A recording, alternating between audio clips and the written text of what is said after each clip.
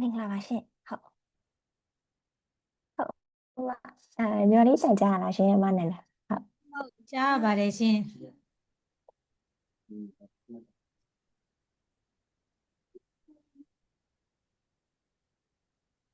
ဟုတ်ဟုတ်ဆိုwebinar လေးစလိုက်တော့မယ်ရှင်ဟုတ်ယနေ့VAI ကကြီးမှုကျင်းပတဲ့webinar ကိုတက်ရောက်ပေးကြတဲ့ကျောင်းသူကျောင်းသားတွေနဲ့မိဘများအားလုံးမင်္ဂလာပါရှင်အမကတော့ VAI ရဲ့ Education Consultant ဟန်နီဖြစ်ပါတယ်ရှင်ဒီနေ့ webinar ကတော့ Finland နိုင်ငံမှာရှိတဲ့nursing နဲ့ medicine program တွေကိုဘယ်လိုလျှောက်ထားလို့ရလဲဆိုတဲ့ခေါင်းစဉ်နဲ့အတူဆွေးနွေးပေးသွားမှာပဲဖြစ်ပါတယ်ရှင်ဒီနေ့ webinar မှာအဓိက sharing လုပ်ပေးမယ့်host အမနဲ့မိတ်ဆက်ပေးပါရစေရှင်အမကတော့အမနာမည်ကတော့မနန္ဒခင်ဝင်းလို့ခေါ်ပါတယ်ရှင်အမကတော့ခုလက်ရှိမှာဖင်လန်နိုင်ငံရောမမြို့မှာရှိရဲ့Win Nova School မှာ Diploma in Practical Nursing ကိုတက်ရောက်နေသူတူဖြစ်ပါတယ်webinar မှာအမကဖင်လန်နိုင်ငံမှာတူနာပြည့်တဲ့ဆေးပတ်ဆိုင်ရာဘာသာရပ်တွေကိုဘယ်လိုလျှောက်ထားလို့ရမလဲပြီးတော့ဖင်လန်နိုင်ငံမှာရှိရဲ့အကြောင်းတက်နေရင်းနဲ့ပေါ့နော်နေထိုင်ဖြစ်တဲ့ရတဲ့လက်တွေ့အတွေ့အကြုံတွေပြီးတော့အကြောင်းဝင်ခွင့်နဲ့ visa လျှောက်ထားခြင်းprocess တွေရဲ့tip တွေအကြောင်းကိုပြန်လည်မျှဝေပေးသွားမှာဖြစ်ပါတယ်ရှင်မျှဝေပေးသွားဖို့အတွက်အမနန္ဒခင်ဝင်းကိုဖိတ်ခေါ်ပါရစေရှင်ဟုတ်မင်္ဂလာပါရှင်ကျွန်မနန္ဒာပါscreen share လုပ်လိုက်ရမလားညီမဟုတ်ကဲ့ဟုတ် share လို့ရပြီရှင်ဟုတ်မှာ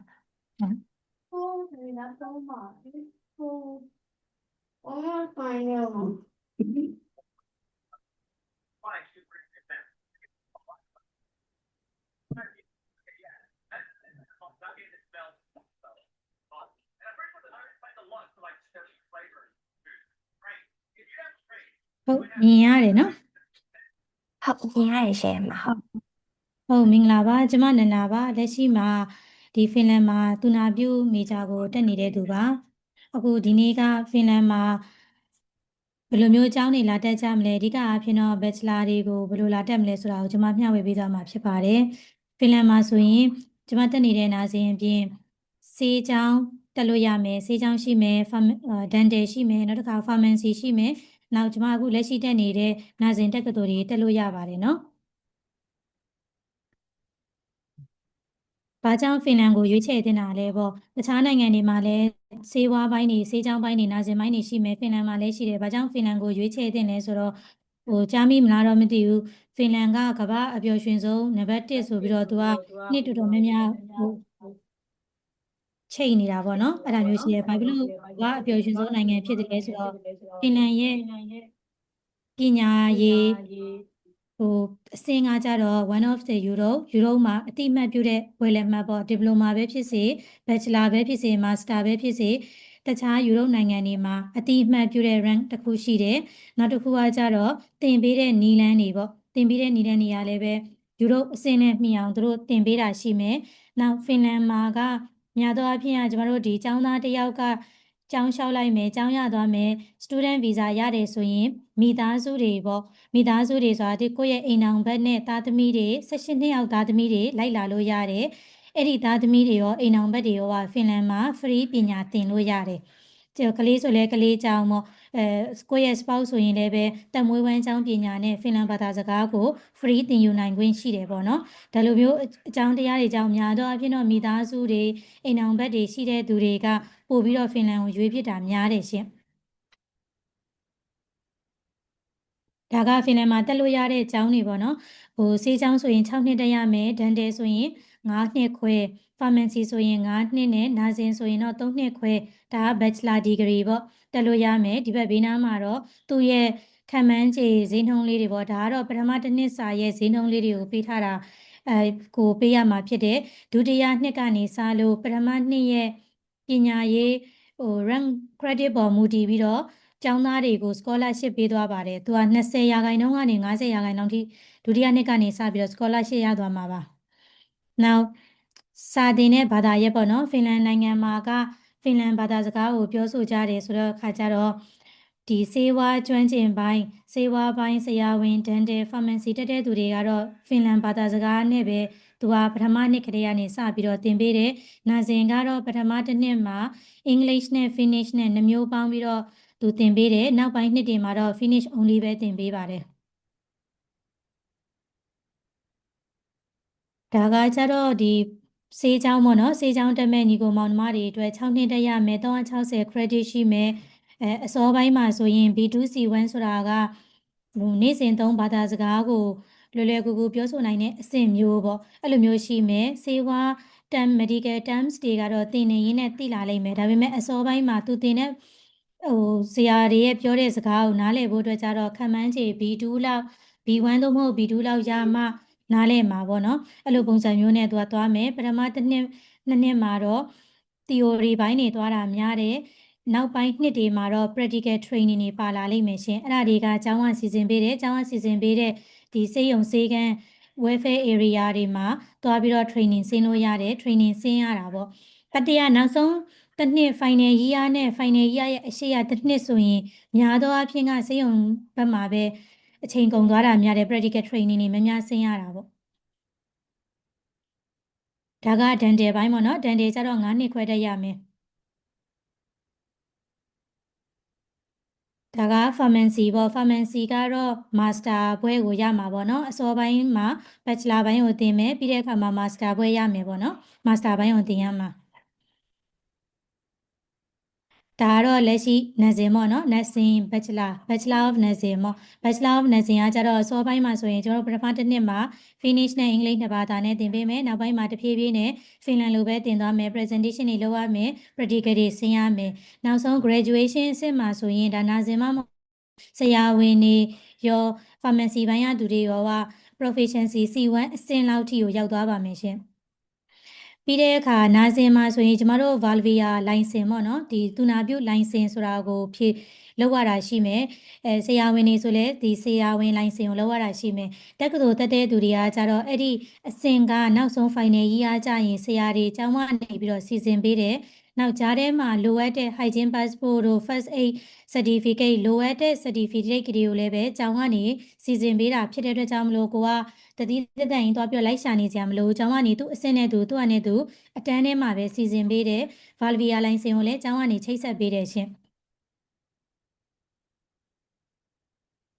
ဒါကဖင်လန်မှာရှိတဲ့တက္ကသိုလ်တွေပေါ့နော် Metropolia တက္ကသိုလ်ကတော့ဒါဖင်လန်ရဲ့အကြီးဆုံးတက္ကသိုလ်သူ့မှာဆေးကျောင်းတွေလည်းရှိတယ်နာစင်တွေလည်းရှိတယ် pharmacy တွေတော်တော်များများရှိတယ်သူကမြို့တော် Helsinki မှာတည်ရှိတယ်အောက်ကဒီအာကာဒါတို့ Lapland အိုးတို့တခြားတွေကကျတော့တခြားကျောင်းတွေပေါ့မြို့ကြီးကကျောင်းတွေမြို့တော်တော်များများမှာလည်းပဲ university တွေရှိတယ်တက္ကသိုလ်တိုင်းမှာဘာသာရပ်တော်တော်များများလည်းသူကပေးထားတယ်ပေါ့နော်နောက်တက္ကသိုလ်အလိုက်ဈေးလေးတွေနည်းနည်းကွာသွားမယ်ရှင်ဒီမှာဆိုရင်နောက်ဆုံးအောက်မှာမြင်ရတဲ့ဒီ9500ပေါ့နော်ပထမတစ်နှစ်မှာပေးရမယ့်9500ကျောင်းဆိုရင်ဒါကဖះကျောင်း background ကနေဖွင့်ထားတဲ့ကျောင်းမျိုးပေါ့နော်သူကဈေးသက်သာတယ်များသောအားဖြင့်တော့1000 ဝန်းကျင်လောက်ပေးရတာရှိတယ်ပထမတစ်နှစ်မှာဒုတိယတစ်နှစ်ကျရင်တော့ကိုယ့်ရဲ့ပညာရေး credit ပေါ်စမေးပွဲဖြည့်တဲ့ရလဒ်ပေါ်မူတည်ပြီးတော့20%ကနေအများဆုံး50%အထိ scholarship ရနိုင်တယ်အဲ့ကြရင်ကိုသွင်းရတဲ့ငွေရလျော့သွားတာပေါ့တက်ရမယ့် intake တွေကတော့ဒီဘက်မှာပေါ့နော်တက်တဲ့အခါကျရင်တော့ကိုဘယ် intake ကို join မလဲဘယ်လိုမျိုးလုပ်မလဲဆိုတော့တစ်ချက်လောက်ပြန်ပြီးတော့ admin နေနဲ့တိုင်ပင်ရမှာပေါ့နော်ဒါကကြတော့ဖင်လန်မှာ university bachelor လာတက်မယ်ဆိုဘာလို့လဲဆိုတော့ပထမတစ်ချက်က high school ပေါ့ high school မြန်မာလိုဆိုရင်တော့ high school အောင်လက်မှတ်လိုမယ်10တန်းအောင်လက်မှတ်ပေါ့နော်10တန်းအောင်လက်မှတ်ကို MOFA ထိုးရမယ်အောင်လက်မှတ်လိုမယ်နောက်တစ်ခုကကြတော့ IELTS အနည်းဆုံးခန့်မှန်းခြေ6လောက်လိုတယ်ပေါ့နော်တခါတလေကျရင်လည်း5.5နဲ့ကျောင်းရသွားတာလည်းရှိတယ်ဒါပေမဲ့average ကတော့6လောက်ရထားတယ်ဆိုရင်ကျောင်းရဖို့များတယ်ကျောင်းရနိုင်တယ်ပေါ့လေနောက်တစ်ခုကဒီ A level နဲ့ဝင်လို့ရမယ် GED ကတော့လေကျောင်းတချို့နဲ့တချို့ပေါ်မှာကွာတယ်တချို့ကျောင်းကရတယ်တချို့ကျောင်းကမရဘူးပေါ့နော်အဲ့ကကြတော့ကျောင်းကြည့်အပ်မယ်ဆိုရင်ဘယ်ကျောင်းကဘယ် level နဲ့တောင်းတာလဲဆိုတာတော့တစ်ချက် admin နေနဲ့တိုင်ပင်ဖို့လိုအပ်ပါတယ်များသောအားဖြင့်ကတော့ကျွန်တော်တို့ဒီ10တန်းအောင်လက်မှတ်ဆိုရတယ်ရှင်နိုင်ငံတနိုင်ငံရဲ့10တန်းအောင်လက်မှတ်တက္ကသိုလ်ဝင်တန်းအောင်လက်မှတ်ရှိမယ် IELTS ရှိမယ်ဆိုရင် join လို့ရပါတယ်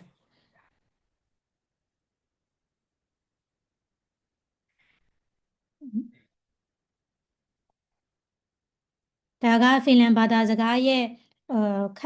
ခတ်တဲ့အဆင့်ကိုသူပြောထားတာပေါ့နော်ကျွန်တော်တို့အစောပိုင်းမှာဆိုရင် A1 A2 စမယ် B1 B2 C1 ပေါ့ အမှန်တော့ကျမအတွေ့အကြုံရဆိုဘာသာစကားကလေအစောပိုင်းလောက်ပဲနည်းနည်းခက်တာပါကိုအခြေခံ foundation A1 A2 လောက်ဖြစ်သွားပြီဆိုရင်အပေါ်ပိုင်းကပြောရင်းဆိုရင်းနဲ့ကိုသူ့ဟာသူတက်သွားတယ်ကျောင်းတက်တဲ့ကျောင်းသားတွေကလည်းတိတ်ပူစရာမလိုဘူးကျောင်းမှာဆရာမတွေကဖင်လန်လိုပြောကြတယ်ပြီးတော့မှအင်္ဂလိပ်လိုပြောတယ်နောက်ဘာသာတိုင်းမှာ S2 ဆိုပြီးတော့ဖင်လန်ဘာသာစကားသင်ပေးတဲ့အချိန်ကတစ်ပတ်ကို2ချိန်က2ရက်ပေါ့နော်တစ်ပတ်မှာ9ရက်ဆိုရင်2ချိန်လောက်ကဖင်လန်ဘာသာစကားကိုသူကတီးတန့်ထပ်သင်ပေးတာမို့လို့ဘာသာစကားသင်တန်းကအတိုင်းတာကျောင်းမှာဒါစာလိုက်လုပ်တယ်ဆိုရင်အတိုင်းတာတစ်ခုရောက်သွားတဲ့အခါသူကနေသူပြောတတ်သွားလိမ့်မယ်အစောပိုင်းမှာတော့နည်းနည်းခက်ခဲမှုရှိတာပေါ့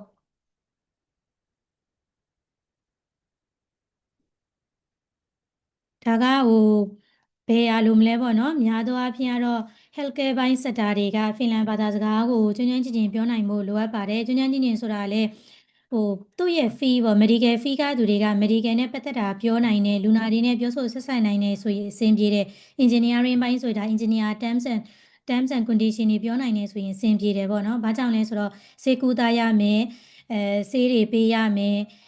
ဘွဲရသွားတယ်ဆိုရင်nursing ဆိုရင် Bachelor of Nursing က Register Nurse ဖြစ်တဲ့အတွက်ကြောင့်မလို့ဆေးပေးပိုင်ခွင့်ရှိတယ်ကျမတို့တက်နေတဲ့ဟာဆိုရင်လူနာရဲ့လိုအပ်ချက်တွေကိုနားထောင်နိုင်ဖို့လိုတယ်လူနာကဘာတောင်းဆိုတာလဲလူနာကဘာခံစားနေရတာလဲဆိုတာကိုကနားလည်မှသာကိုယ့်ဘက်ကကုသမှုကိုပေးနိုင်မှာမလို့healthcare ဘိုင်းတွေကတော့ဖင်လန်ဘာသာစကားကိုကျွမ်းကျင်ဖို့လိုပါတယ်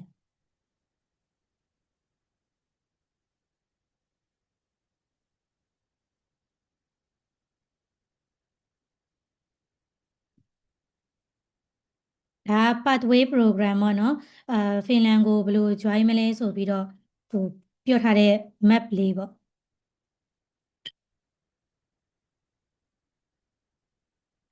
ဒါက tuition fee ပေါ့နော်များသောအားဖြင့်ကတော့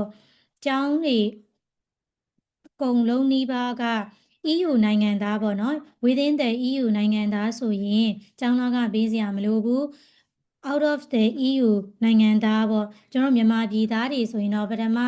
နှစ်မှာကျောင်းလာကအပြည့်ပေးဖို့လိုအပ်ပါတယ်နောက်နှစ်တွေကျရင်တော့ scholarship ရသွားမှာပေါ့အဲ့ဒါကိုဒီမှာသူကအသေးစိတ်ဒါ immigration website ကနေဖော်ပြပေးထားတာပါဒါ high school ပြီးမယ် high school ပြီးတဲ့အခါမှာကျွန်တော်တို့ pathway program ကို join မယ် pathway program ကို join ကလေးကကိုကဘယ်ဘာသာဘယ်ကျောင်းကိုတက်ချင်လဲဆိုတာကိုတခါတည်း register လုပ်ရပါတယ်လုပ်ပြီးတဲ့အခါမှာ pathway တင်မယ် pathway မှာ submit ပွဲနှစ်ခါစစ်မယ်ရတဲ့အမှတ်ရဲ့ credit နဲ့ကျွန်တော်တို့ကျောင်းကိုstudy seats ကိုယူပေးပါတယ်ပြီးတဲ့အခါမှာကျွန်တော်တို့တက္ကသိုလ်တက်မယ်ဖြေဆိုမယ်ပြီးတဲ့အခါမှာလိုင်စင်ရမယ်ပေါ့နော်လိုင်စင်ရပြီးတဲ့အခါမှာစေကူတာမှုကိုလုပ်လို့ရတယ်နာစင်ဆိုရင်လည်းအလုပ်ဝင်လို့ရပါတယ်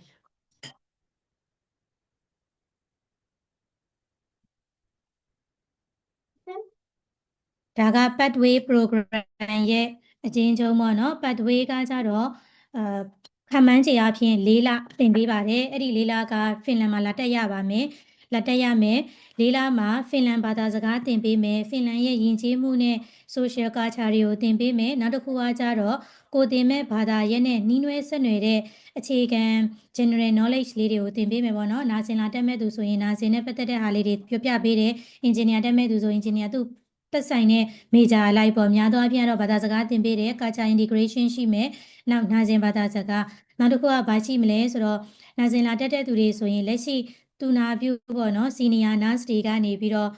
သူတို့ရဲ့အတွေ့အကြုံဒါမှမဟုတ်ရင်လည်းနာစင်နဲ့ကိုကနာစင်တက္ကသိုလ်တက်ရမှာမလို့ဘာတွေရှိမေးချင်တယ်လဲဆိုတော့ counseling session counseling တော့မဟုတ်ဘူးပေါ့နော် seminar လေးတွေကိုလည်းပဲ pathway မှာစီစဉ်ပေးပါတယ်အဲ့ဒီခါကျတော့ပထမတစ်ချက်ကကိုကဖင်လန်ဘာသာစကားဘယ်လောက်ပြောတတ်လဲဆိုလေ့ကျင့်လို့လည်းရတယ်နောက်တစ်ချက်ကကျတော့ကလေးကမပြောနိုင်သေးဘူးဆိုရင်လည်းပဲအင်္ဂလိပ်လိုမေးလို့ရတယ်သူတို့ကအင်္ဂလိပ်လိုပြန်ဖြေပေးလိမ့်မယ်နာပြုတက္ကသိုလ်တက်တဲ့အခါမှာဘာတွေလိုအပ်တယ်လဲဘယ်လိုတွေရှိတယ်လဲကိုမေးချင်တာတွေပေါ့မေးလို့ရတဲ့short session လေးတွေwebinar တော့မဟုတ်တော့ဘူးပေါ့နော်သူကတော့ဒီလူကိုယ်တိုင်ပေါ့အဲ့လိုမျိုးevent လေးတွေလုပ်ပေးပါတယ်အဲ့ဒီ၄လမှာ၄လပြီးတဲ့အခါမှာပထမ2လမှာဆယ်မွေးပွဲဖြေမယ်ဒုတိယ2လမှာဆယ်မွေးပွဲဖြေမယ်ရတဲ့အမှတ်နဲ့ကျမတို့ကျောင်းတင်ပေးတယ်ပေါ့ဒီ pathway ရဲ့ visa က visa တင်လို့ရတယ် student visa ရမယ် visa က6လရမယ်သင်ရမှာ4လ4လသင်ပြီးတာနဲ့ တက္ကသိုလ်ကရတဲ့ study acceptance letter ကိုခဏစောင့်ပြီးတော့ကျမတို့တက္ကသိုလ်ရဲ့ student visa ကိုထပ်ပြောင်းရမှာပေါ့ဖင်လန်ထဲမှာပဲပြန်ပြောင်းလို့ရတယ်ရှင်တခြားနိုင်ငံကိုထွက်စီရမလိုပါဘူးခံမှန်းခြေအပြင်ကတော့pathway ရဲ့ကုန်ကျငွေရယူရို4900ပေးရပါမယ်တခါတလေတော့မဟုတ်ပါဘူးများသောအားဖြင့်ကတော့ early bird discount တို့နောက်သူ့ရဲ့ဒီဖင်လန်နိုင်ငံရဲ့အထင်ကြီးရက်ဒီမှာဆိုရင်သူ discount shop ပေးတာလေးတွေဗာလေးရှိတော့တကြောင်မလို့တစ်ခါလေးမှာ900ရမယ်တစ်ခါလေးမှာ1000အဲ့လိုမျိုး discount လေးလည်းရှိတယ်ရှင်4900အပြည့်ပေးရတာကတော့ရှားပါတယ်ဒီ pathway ကကြတော့အင်္ဂလိပ်စကားပြောနိုင်နေဆိုရင် join လို့ရပါတယ် IELTS 5.5ဒါမှမဟုတ်ရင်6ရှိရမယ်နော်ဒါ pathway မှာတင်ပေးမဲ့ဘာသာရပ်လေးတွေပေါ့နော်သူဘာကိုလိုအပ်တာလဲဘာလေးတင်ပေးမလဲဆို16နှစ်ခံမှန်းခြေအပြင်16နှစ်ပြည့်ရပါမယ်နောက်ဒီမှာ high school diploma ပေါ့ diploma လိုမယ်နောက်proficiency of proof of English proficiency ဆိုတာက IELTS 5.5 ရော6ကိုပြောထားတာပါနောက် passport ပေါ့နော် passport valid passport ရှိရပါမယ်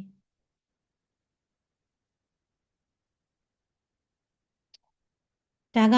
via license ပေါ့နော်အဲ့ဒါကတော့နောက်ဆုံးကျမတို့final year မှာကျောင်းကစီစဉ်ပေးပါလိမ့်မယ်ဒါခံမှန်းခြေအပြင်ကျောင်းပြီးတဲ့အခါမှာဖင်လန်မှာဒီပလိုမာပဲဖြစ်ဖြစ် Bachelor Master ပဲဖြစ်ဘွဲတစ်ခုရသွားပြီဆိုရင်ကျမတို့ကjob seeking visa လို့ခေါ်တဲ့အလုပ်ရှာ visa ကိုနည်းနည်းတိုးခွင့်ရှိပါတယ်နည်းနည်းတောင်းလို့ရပါတယ်ကိုက6လယူမလားပထမတစ်ခေါက်ပထမတင်ကြတဲ့6လယူမလားတစ်နှစ်ယူမလား2နှစ်ယူမလားဆိုပြီးယူလို့ရတယ်အဲ့ဒီကာလမှာအလုပ်ရှာလို့ရတယ်အလုပ်သွားလုပ်လို့ရတယ်အစမ်းခန်းကာလတွေမှာဝင်လုပ်လို့ရတယ်ခံမှန်းခြေအပြင်ဆရာဝန်တွေဆိုရင်ဒါယူရို9000လောက်ကနေပြီးတော့စရတာရှိမယ်ဒန်တယ်ဆိုရင်9300 pharmacy ဆိုရင်ခံမှန်းခြေပေါ့နော်2800နဲ့ register နဲ့ဆိုရင်1800နဲ့2000လောက်ကနေစရတာလေးတွေရှိပါတယ်ဒါကစစဝင်ချင်းမှာရနိုင်တဲ့လစာတွေပေါ့ဒါက pathway တက်ရမယ်ခုနကဟိုပြောထားပါတော့ကျမတို့ခု pathway က intake နှစ်ခုရှိမယ် August မှာရှိမယ်နောက်နှစ် January မှာထပ်ရှိပါမယ်ဒါက pathway မှာဒီဘက်ညာဘက်ချက်မှာတော့ pathway မှာတက်ရမယ်တင်ပေးမယ်ဘာသာရက်တွေပေါ့နော်အဲ့ဒါတွေကိုသူပြောပြပေးထားတာပါဒါ pathway တက်ရမယ်ကာလတွေပေါ့နော်ဘယ်ချိန်မှာတက်ရင် pathway ပြီးတဲ့အခါမှာဘယ် intake ချောင်းကို join မလဲပေါ့အခု August intake ကို join မဲ့သူတွေကလေတက္ကသိုလ်ကကျမတို့တလပိုင်းလလယ်လောက်မှာတက်ရပါမယ်ဖင်လန်မှာအရင်တုန်းကဆိုရင်ဒီမှာကျောင်းလာတက်မယ်ဖင်လန်မှာ continuous stay ရင်ပေါ့တောက်လျှောက်နေတာ4နှစ်ရှိတယ်ဆိုရင် PR တင်လို့ရပါတယ်အခုကတော့သူကအစိုးရက6နှစ်ကိုပြောင်းလိုက်တယ်နောက်တစ်ခုက6နှစ် PR တင်မယ်ဆိုရင်ဖင်လန်မှာ6နှစ်စတိုက်နေထားတာရှိရမယ်ဘာသာစကားဖင်လန်နိုင်ငံမှာအစိုးရကသတ်မှတ်ထားတဲ့ဥကီတက်ဆိုတာရှိတယ်ဘာသာစကားဖင်လန်ဘာသာစကားသင်တန်းဟိုပါ level အရေးချင်းစစ်တဲ့ဆံမေးပွဲအဲ့ဒီမှာဆံမေးပွဲတစ်ဖြေရမယ်အဲ့ဒီကအောင်လက်မှတ်နဲ့6နှစ်စတိုက်နေခဲ့တဲ့proof နဲ့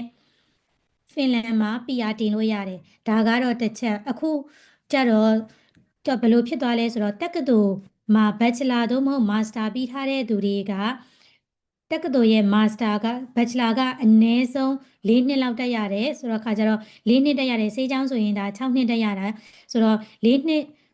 master ဒီဘွဲ့ပြီးတာနဲ့ bachelor ပြီးတာနဲ့ healthcare ဘိုင်းမှာလုပ်တဲ့သူတွေကဥကီရဲ့ဘာသာစကား proficiency ကိုတော့ဖြည့်စရာမလိုဘဲနဲ့အဲ့ဒီဘွဲ့နဲ့ PR တင်လို့ရပါတယ်ဖင်လန်မှာ PR တင်လို့ရတယ်ဆိုတော့ bachelor ဘွဲ့ရတဲ့သူတွေက4နှစ်နဲ့ bachelor ဘွဲ့ရခဲ့ရင်တော့ PR တင်လို့ရတယ်စေးချောင်းလာတဲ့အခါမှာ6နှစ်နဲ့ bachelor ဘွဲ့ရတာရှိမယ်ရတယ်ဆိုရင်ကျမတို့ PR တင်လို့ရပါတယ်ဒါ PR ရဲ့ pathway ပေါ့နော် healthcare မှာလုပ်တဲ့သူတွေကတခြား fee မှာလုပ်တဲ့သူတွေတဲ့နည်းနည်းလေးပို့ပြီးတော့အားသာချက်ရှိသွားတာပေါ့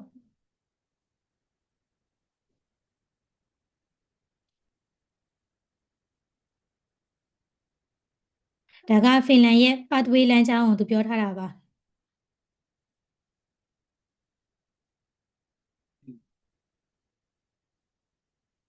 ဆိုတော့ဒါကတော့ကျမတို့ဒီ pathway ကိုဖင်လန်မှာ bachelor ဒါမှမဟုတ်ရင် master လာတက်ဖို့အတွက် pathway ကိုဘယ်လို join မလဲဆိုပြီးတော့ IELTS 5.5ရော6ရှိရမယ်10တန်းအောင်လက်မှတ်တစ်ခုရှိရမယ်ပေါ့နော်အဲ့ဒီအခါမှာကျမတို့ pathway ကို join လို့ရပါတယ် ဟိုမေးချင်တာများရှိမလားယင်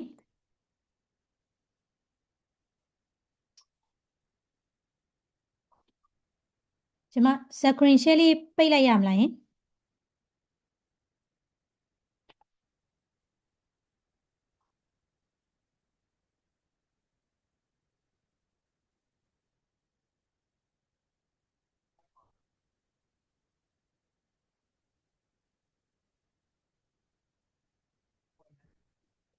ကျမပြောတာကြားရလားယင်မေးလို့ရမေးလို့ရအောင်ကြားရရင်Bachelor of Nursing ကလေ pathway join ပြီးတော့တက်ရတာပါရှင် pathway join နေဆိုတာ10တန်းအောင်လက်မှတ်ပေါ့နော်10တန်းအောင်လက်မှတ်ပြရမယ်နောက်တစ်ခုကကျတော့ IELTS 6လောက်ဖြည့်ထားတဲ့နှစ်အတွင်းမှာဖြည့်ထားတဲ့လက်မှတ်ပေါ့အဲ့ဒီလက်မှတ်ရှိတယ်ဆိုရင် pathway join လို့ရတယ် pathway join ပြီးတာနဲ့ကျွန်တော် pathway join တဲ့အခါမှာတခါတည်းကျောင်းသားကို register လုပ်ပါတယ်pathway တွက်တဲ့အခါ pathway ကကြတော့နာဇင်တစ်ခုတည်းမဟုတ်ဘူးပေါ့နော်တခြား major တွေလည်းရှိတယ် engineering ပိုင်းရှိတယ် business ပိုင်းရှိတယ်အဲ့ဒီအခါကြတော့လေဟို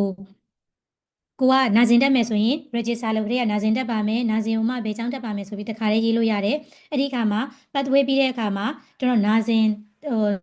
တက္ကသိုလ်ပေါ့တက္ကသိုလ်များကျွန်တော်နာဇင်တက္ကသိုလ်ကတော့ Helsinki မှာတက်ရမှာပါ Helsinki က Metropolia မှာတက်ရမှာအဲ့ဒီတက္ကသိုလ်မှာ study seat ကိုတခါတည်းရသွားတာပေါ့နော်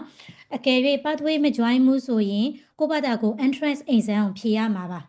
entrance exam အောင်မှ study စီးရမယ် pathway join တဲ့သူကတော့ entrance အတွက်ကိုပြင်ဆင်ပေးတဲ့ foundation course ဖြစ်တဲ့အတွက်ကြောင့်မလို့ entrance ကိုထပ်ဖြည့်စရာမလိုတော့ဘဲနဲ့ pathway ရဲ့ result နဲ့ IELTS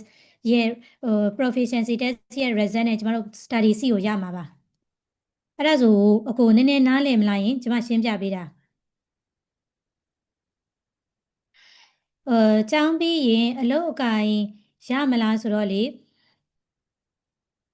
ကိုယ့်ပေါ်မှာမူတည်တယ်ပေါ့နော်ကိုယ့်ပေါ်မှာမူတည်တယ်ပေါ့ကိုကဘာသာစကားပြောနိုင်ဖင်လန်မှာပဲအလုပ်ဆက်လုပ်မယ်ဆိုရင်ဖင်လန်ဘာသာစကားကိုပြောတတ်ဖို့လိုပါတယ်ဖင်လန်ဘာသာစကားကိုပြောနိုင်တယ်ဆိုရင်အလုပ်ကိုင်ရှာလို့ရပါတယ်ဒါကျမကတော့လက်ရှိနာဇင်မှာနာဇင်တက်နေတာမို့လို့နာဇင်အကြောင်းပြောရရင်နာဇင်ကတော့အရန်ကိုဒီမန်းများတဲ့အလုပ်တစ်ခုပါကျမတို့ဆိုရင်ကျောင်းတော်မပြီးသေးဘူးပေါ့နော်နာဇင်သမားတွေဆိုရင် Avostaya Care School ဆိုတဲ့ community အဖွဲ့အစည်းတွေရှိတယ်အဲ့ဒီမှာကိုက join ထားတယ်ဆိုရင်များသောအားဖြင့်ပေါ့နော် elderly တက်ကြီးပိုင်းတွေကို volunteer ပထမသွားလုပ်ကြတယ် volunteer လုပ်ပြီးတဲ့အခါမှာအချိန်ပိုင်းအလုပ်တွေပေါ့ဥပမာတက်ကြီးပိုင်းတွေကဈေးဝယ်ထွက်ချင်တာပဲဖြစ်စေဒါမှမဟုတ်ရင်သူတို့ကိုကအချိန်ပိုင်း caring လုပ်ပေးရတာဖြစ်စေအဲ့ဒါမျိုးတွေကို community တွေကနေချိတ်ဆက်ပေးတဲ့အခါမှာကိုကပတ်တိုင်းနေရတယ်ပေါ့နော်အဲ့ဒီမှာကိုကအတွေ့အကြုံရသွားမယ်နောက်တစ်ခုကကျတော့နွေရာသီပေါ့နွေရာသီမှာဆိုရင်ဒါဖင်လန်ကနည်းနည်းနာမည်ကြီးတာအသီးခူးတာပေါ့နော်ကိုကတော့အသီးမခူးပဲနဲ့နွေရာသီပတ်တိုင်းတွေကိုဒီနာဇင်နဲ့ပတ်သက်တာတွေကိုသွားလှုပ်ထားမယ်ဆိုရင်ကို့မှာအလုပ်တွေ့ကြုံရှိမယ်နောက်တစ်ခုက practical နာဇင် practical လေးစဉ်းစားတဲ့အခါကျတော့ကျောင်းပြီးသွားတယ်ဆိုရင်နာဇင်အလုပ်က join ရတာပို့ပြီးတော့လွယ်တယ်တချို့ကျတော့ဘာသာစကားတွေဘာတွေတိတ်မပြောတတ်ဘူးပေါ့နော်များသောအားဖြင့်တော့ဒီပလိုမာတက်တဲ့သူတွေပေါ့ဒီပလိုမာတစ်နှစ်ပဲတက်ရတာဟိုတက်ရတော့ဒီပလိုမာတက်တဲ့သူတွေကစကားမပြောနိုင်ဘူးဘာညာဆိုရင်တော့အလုပ်ရဖို့နည်းနည်းခက်ပါတယ်နောက်တစ်ခုကလေဟို employment rate from နဲ့ average employment rate ဆိုတာဘယ်လိုပြောတာလဲဟိုကိုဇွဲအောင်ကျမလေအဲ့ average employment rate ဆိုတာဘယ်လိုမျိုးလဲရင်ဖင်လန်မှာအလုပ်ပြန်ရတာကိုပြောချင်တာလားဒါမှမဟုတ် within the EU ဆိုတခြားနိုင်ငံမှာသွားလုပ်ချင်တာလားယင်ဘယ်လိုမျိုးဆိုလိုတာလဲမသိဘူးအဲ့ဒါလေးထပ်ပြီးတော့နည်းနည်းရှင်းပြပေးလို့ရလားယင်ဟုတ်ဟိုနည်းနည်းလေးဘယ်လိုတခြားဖင်လန်မှာဘွဲရပြီးတော့ဖင်လန်မှာပြန်လုပ်ချင်တာလားပထမညီမလေးကတော့ဒါသူပြောတာကျမသိသလောက်တော့ဒါဖင်လန်မှာပြန်လုပ်ဖို့ပေါ့နော်အကိုကတော့ဘယ်နိုင်ငံမှာသွားလုပ်ချင်တာလဲမသိဘူးဟုတ်နောက်တစ်ခုကကျတော့ upper age limit like Singapore ဖင်လန်မှာကကျောင်းတက်တာအသက်ကန့်သက်ထားမှုမရှိပါဘူးကျမတို့တန်းထဲမှာဆိုရင်လေအသက်52နှစ်အမကြီးတယောက်ပ ပါပါတယ်အသက်52နှစ်ရှိပြီပေါ့နော်ဒါမိသားစုလည်းပါလာတယ်သူကနာဇင် background ပါပေါ့အဲ့ဒီအမဆိုရင်လည်းပဲကျောင်းတက်နေတာပါကျမဆိုရင်အသက်40ပါကျမဆိုရင်အသက်40တက်နေတယ်ကျမထက်ကြီးတဲ့သူတွေလည်းရှိတယ်ကျမမြင်မှုတာတော့52နှစ်အမပေါ့နော်သူကလက်ရှိကျမတို့တန်းမှာတက်နေတဲ့သူပါဆိုတော့ဖင်လန်မှာကအလုပ်လုပ်တာပဲဖြစ်စေကျောင်းတက်တာပဲဖြစ်စေအသက်ကန့်သက်ထားတာမျိုးမရှိပါဘူးဘယ်သူမှဆို join လို့ရပါတယ် pharmacy pharmacy ကလေလက်ရှိမှာတော့လေမတွေ့ဘူးရှင်သူက8ကဘာတွေ့လဲဆိုတော့လေ Avustaya 8ဆိုတာက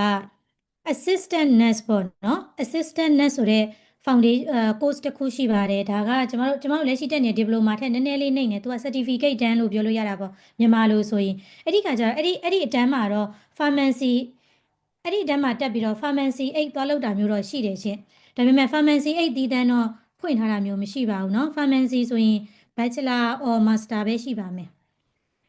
10တန်းစနစ်အောင်နဲ့လဲ join လို့ရလားတဲ့2000ဆိုရတယ်ရှင်ရတယ်အဓိကကတော့လေမြန်မာနိုင်ငံကဟိုပါလဲဒီ10တန်းအောင်လက်မှတ်10တန်းအောင်လက်မှတ်ကိုကျမတို့ notary သွားပြန်ရမယ်ပေါ့နော် notary သွားပြန်ရမယ်ပြန်ပြီးတဲ့အခါမှာမူဖာထုရမယ်no မူဖာထူလိုက်တာတော့ကောင်းတယ်ကိုမထူလဲရတယ်သီလားမိသားစုရှိရင်တော့ထူရမယ်နော်တယောက်တည်းဆိုရင်တော့ထူစရာမလိုဘူးဆိုတော့စနေဟောင်းကဟာကို notary ပြန်ပြီးတော့အဲ့ဒီ notary ရဲ့IELTS ကတော့ကိုယ့်ကိုဖြည့်ထားရမယ်နော် IELTS က5.5ရော6ဖြည့်ထားတဲ့လက်မှတ်ရယ်ဆို join လို့ရတယ်ရှင်စနေဟောင်းရယ်စနေတည့်ရယ်လို့ဒါဟိုဘာမှမဖြစ်ဘူးရှင်ရတယ်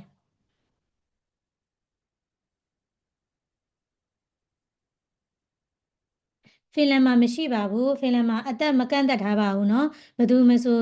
ကျောင်းတက်လို့ရပါတယ်ကျောင်းပြီးတဲ့အခါမှာကိုလက်အင်္ဂါတန်ဆွမ်းတယ်အလုပ်လုပ်နိုင်တယ်ဆိုရင်လုပ်လို့ရပါတယ်လက်ရှိကျမတို့စာသင်ပေးနေတဲ့ကျောင်းဆရာမပေါ့နော်ကျမတို့စာသင်ပေးနေတဲ့ဆရာမဆိုရင်တစ်ချိန်က nurse သူနာပြုပေါ့နော် register nurse လက်ရှိမှာသူကျမတို့စာသင်ပေးနေတာသူ့အသက်က58နှစ်ပါဖင်လန်မှာဆို55 56ဆိုတာ retire လောက်ကြတာလေသူဆိုမလုပ်သေးဘူးရှင်ကျောင်းမှာစာဆက်တင်နေတော့မှ58နှစ်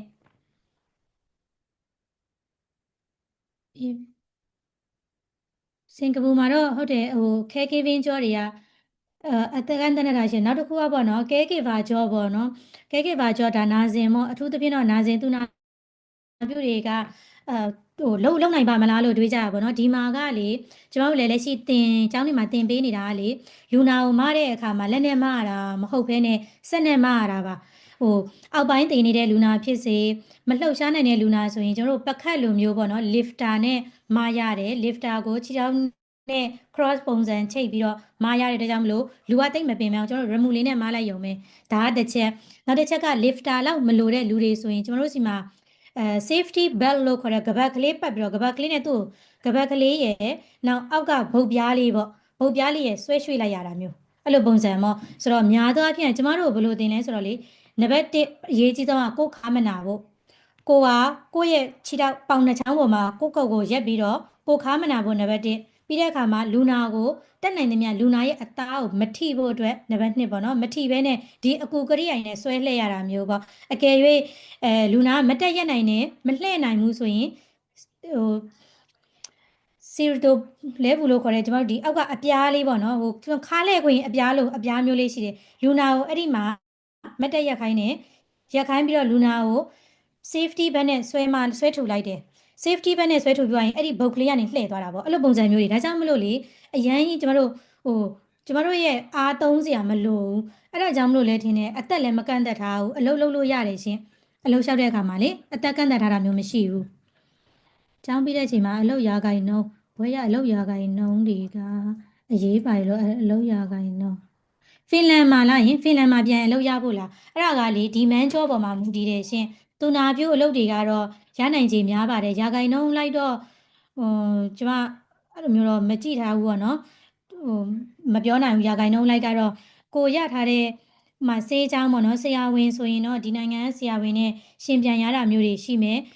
သူနာပြုအလုပ်ပေါ့သူနာပြုအလုပ်ဆိုရင်လည်းပဲကိုရှိမယ်နောက်ကိုနဲ့အတူတခြားနိုင်ငံကလာတဲ့သူတွေရှိမယ်နောက်ဖင်လန်နိုင်ငံတွေကဖင်လန်လူမျိုး တွေရှိမယ်ပေါ့အလုပ်သွားလျှောက်တဲ့အခါမှာအခွင့်အရေးကတော့ဒန်းတူပဲဒါပေမဲ့ကိုကဖင်လန်ဘာသာစကားဘယ်လောက်ပြောနိုင်တယ်လဲနောက်တစ်ခုကကိုက presentation ပေါ့နော်ကိုဘယ်လိုမျိုး describe လုပ်နိုင်လဲနောက်ကိုမှတကယ်ပဲအတွေ့အကြုံရှိသလားမှမူတည်ပြီးတော့အလုပ်ကရတာပါဆိုတဲ့အခါကျတော့အလုပ်ရနိုင်ခြေကတော့လေကိုပေါ်မှာပဲမူတည်ပါတယ်ကိုစူးစမ်းရင်စူးစမ်းဆိုရနိုင်ပါတယ်နောက်တစ်ခုကကျောင်းပြီးမှအလုပ်သွားရှာရတာမျိုးမဟုတ်ဘူးပေါ့နော်ဒါကျမအမြင်ပေါ့သူနာပြုတွေဆိုရင်ကျမလည်းပဲလက်ရှိ community တွေမှာ join ထားပါတယ် social အဖွဲ့အစည်းတွေအများကြီးရှိတယ်ဒီမှာ join ထားတဲ့အခါမှာပြင်ပဗဟုသုတတွေလည်းရတယ် volunteer တွေပထမသွားလုပ်တဲ့အခါမှာမှားတာရှိမယ်မှန်တာရှိမယ်နောက်တစ်ဖြည်းဖြည်းနဲ့ paid job ပေါ့နော်full time တော့မဟုတ်သေးဘူး paid job ပေါ့short term လေးတွေပေါ့ဒီelderly တွေဈေးဝယ်သွားတဲ့အခါမှာဖြစ်စေသူတို့ဘာလုပ်ပေါ့ကိုကစေကန်းသွားတဲ့အခါမှာဖြစ်စေဒါမှမဟုတ်ရင်သူတို့ community ကိုသွားတဲ့အခါမှာဖြစ်စေသူတို့ကနိုင်ပိုင်းလေးတွေငှားတဲ့အခါမှာဝင်လောက်ကြည့်မယ်ဆိုရင်ကိုကသူတို့ ਨੇ ပြောဆိုဆက်ဆံမှုတွေရှိသွားတဲ့အခါကျရင်ကျောင်းပြီးတဲ့အခါမှာလည်းအလုပ်လျှောက်တဲ့အခါမှာကိုက ready ဖြစ်နေမှာပဲလေနောက် practical training ဆိုတာလည်းစေယုံနေ welfare area တွေမှာဆင်းရတာမလို့ကိုပေါ်မှာပဲမူတည်ပါတယ်အလုပ်ရသွားရင်တော့လေ EU နိုင်ငံတွင်းမှာတော့လေအတိအမှတ်ပြုတယ်ရှင်နာဇင်တော့ကျမမပြောတတ်ဘူးပေါ့နော် business ဘိုင်းတက်တဲ့သူတွေကလေ UK ဘက်မှာအလုပ်သွားလျှောက်လို့ရသွားတာတွေမြင်မှုပါကြားဘူးတယ်ပေါ့နော်ရှိတယ်။ဘာကြောင့်လဲဆိုတော့ပညာရေးအရာက with EU country ပဲဖြစ်စေဒီဥရောပအနောက်နိုင်ငံတွေမှာဖင်လန်ရဲ့ဘွဲ့ရအတိအမှတ်ပြုပါတယ်။တခုပဲ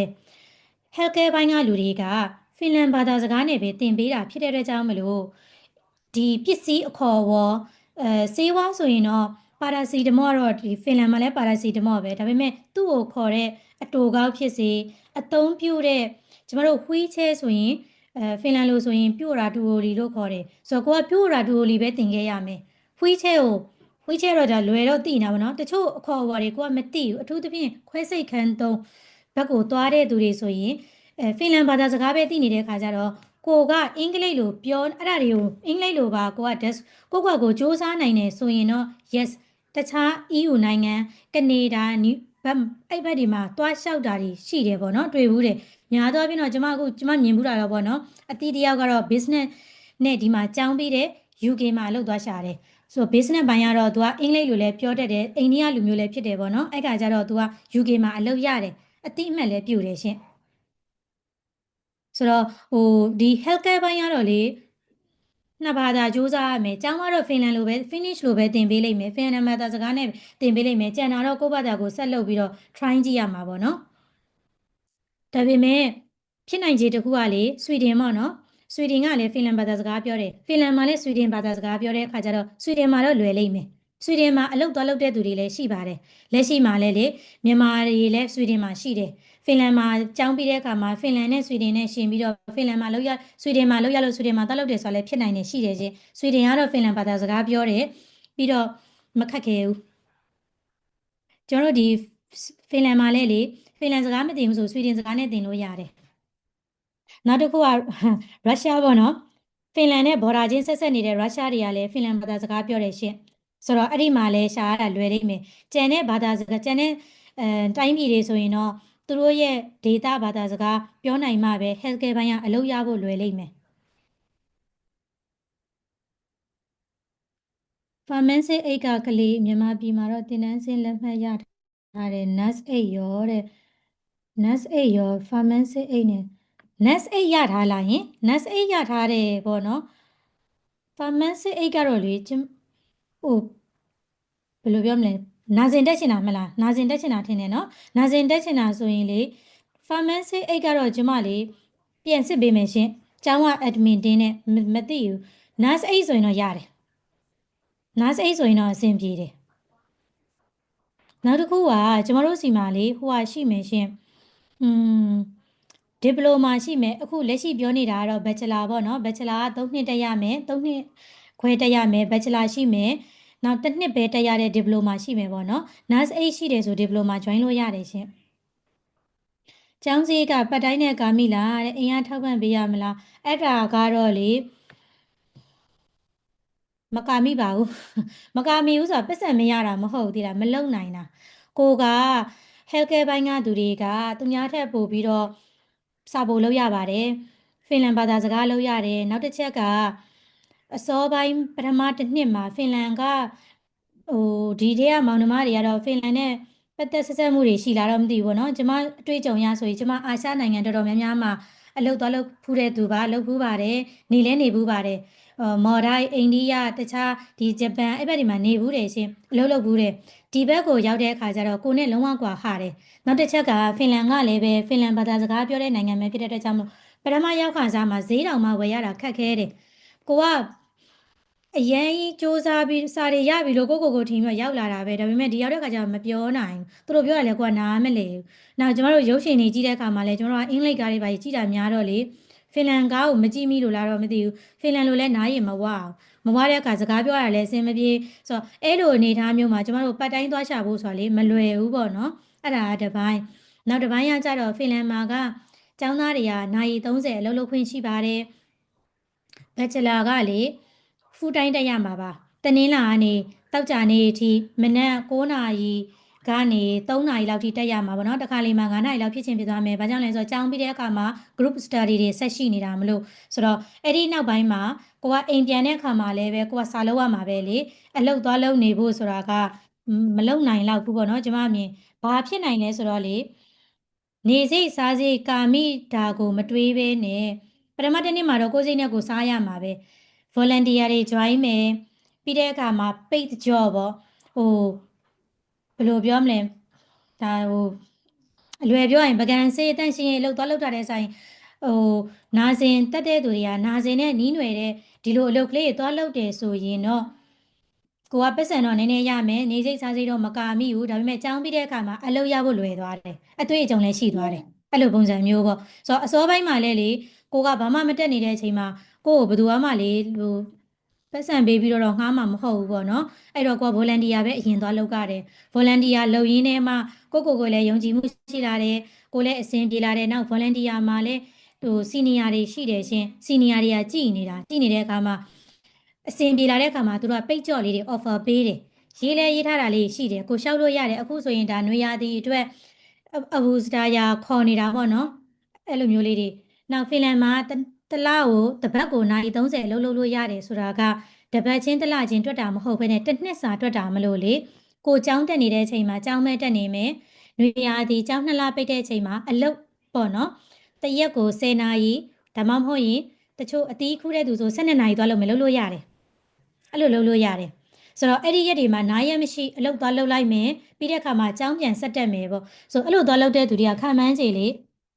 1500 2000လောက်ရတယ်သိလားတစ်လောက်အဲ့လိုမျိုးတွေပေါ့အဲ့လိုလုပ်တယ်ဆိုရင်တော့တစ်စိတ်တစ်ပိုင်းတော့ကာမိလိမ့်မယ်ဒါပေမဲ့ကျောင်းစရိတ်ကိုပတ်တိုင်းနဲ့တော့အပြည့်အဝမကာမိနိုင်တော့ဘူးပေါ့နော် pharmacy အိတ်နဲ့ပဲ pharmacy အိတ်ကလေ admin တင်းတွေကိုပေးထားပါလားယင်ကျမတို့စစ်ပေးမယ်လေနော်မသေးကြတဲ့ဟာတခုတော့ကျမမပြောချင်လို့ကျမကျောင်းမ admin ကျမတို့ကျောင်းမကျမတို့ဒီဟွာနဲ့ admin နဲ့ချိတ်ဆက်ထားတဲ့အကြောင်းမှာ admin တင်းကနေတစ်ဆင့်စစ်ပေးမယ်နော်ရမရဘူး salary နဲ့ payment for nursing ကတဲ့ယာထူးကဘယ်လိုရှိလဲထူးအမြင့်ဆုံးကတော့လေကျမတို့ master အထိတက်လို့ရတယ်ရှင်နောက်တစ်ခုကnursing ကနေလေဆေးကျောင်းပြန်တက်လို့ရတယ်ရှင်ဒါကျမအတီးတယောက်က try နေတာပေါ့နော်ပထမကျမတို့ဒီ3နှစ်ခွဲပေါ့ bachelor တက်လိုက်မယ် bachelor တက်လိုက်တဲ့အခါမှာ register nurse ဖြစ်သွားမယ် register nurse ဖြစ်သွားတဲ့အခါမှာ master ဆက်တက်မယ် master ဆက်တက်မယ်ဆိုရင်full time တက်လို့ရတယ်ဒါမှမဟုတ်ရင်လည်းကိုကအလုပ်ရသွားတယ်ဆိုရင်အလုပ်တစ်ဖက်နဲ့ပေါ့နော် master ကိုဆက်တက်လို့ရတယ် master ဒါမှမဟုတ်ရင် master မတက်ဘူးဆိုရင်ဆေးကျောင်း line ကိုတက်ပြန် join လို့ရတယ်ဒါပေမဲ့ဆေးကျောင်း line ကိုတက်ပြန် join နေဆိုရင်တော့ तू ကအလုပ်တစ်ဖက်နဲ့ပတ်တိုင်းမရတော့ full time ပဲတက်ပြန် join ရမယ် join တဲ့အခါမှာ6နှစ်မတက်ရတော့ဘဲနဲ့4နှစ်ပဲတက်ရမယ်ဆေးကျောင်းတက်တဲ့အခါမှာဆရာဝန်ဖြစ်သွားနိုင်တယ်ဒါကတစ်ချက်နောက်တစ်ချက်ကကြတော့ master တက်ပြီးတဲ့အခါမှာ master ပြီးတဲ့အခါမှာကျမတို့သူကလုတ်တက်တော့လိုတာပေါ့နော် master ပြီးတိုင်းလဲအဆင့် senior အဆင့်တော့မရောက်သွားဘူးပေါ့ကိုကဒီဆေးကျောင်းတက္ကသိုလ်တက်နေမယ် register နဲ့ဘဝနဲ့အလုပ်နည်းနည်းတော့လုပ်ရမှာပေါ့လုပ်နေတဲ့လုတ်တက်တွေဘာတွေပေါင်းသွားရင်တော့ senior nurse တွေဘာတွေဖြစ်သွားနိုင်ပါတယ်နောက်ပိုင်းကိုက senior nurse ဖြစ်သွားတဲ့အခါမှာ senior nurse မလုပ်ချင်ဘူးဆိုရင်လည်းပဲ teaching ဘိုင်းပေါ့နာစဉ် teaching ဘိုင်းကိုပြောင်းတာမျိုးတွေလည်းလုပ်လို့ရတယ်ရှင်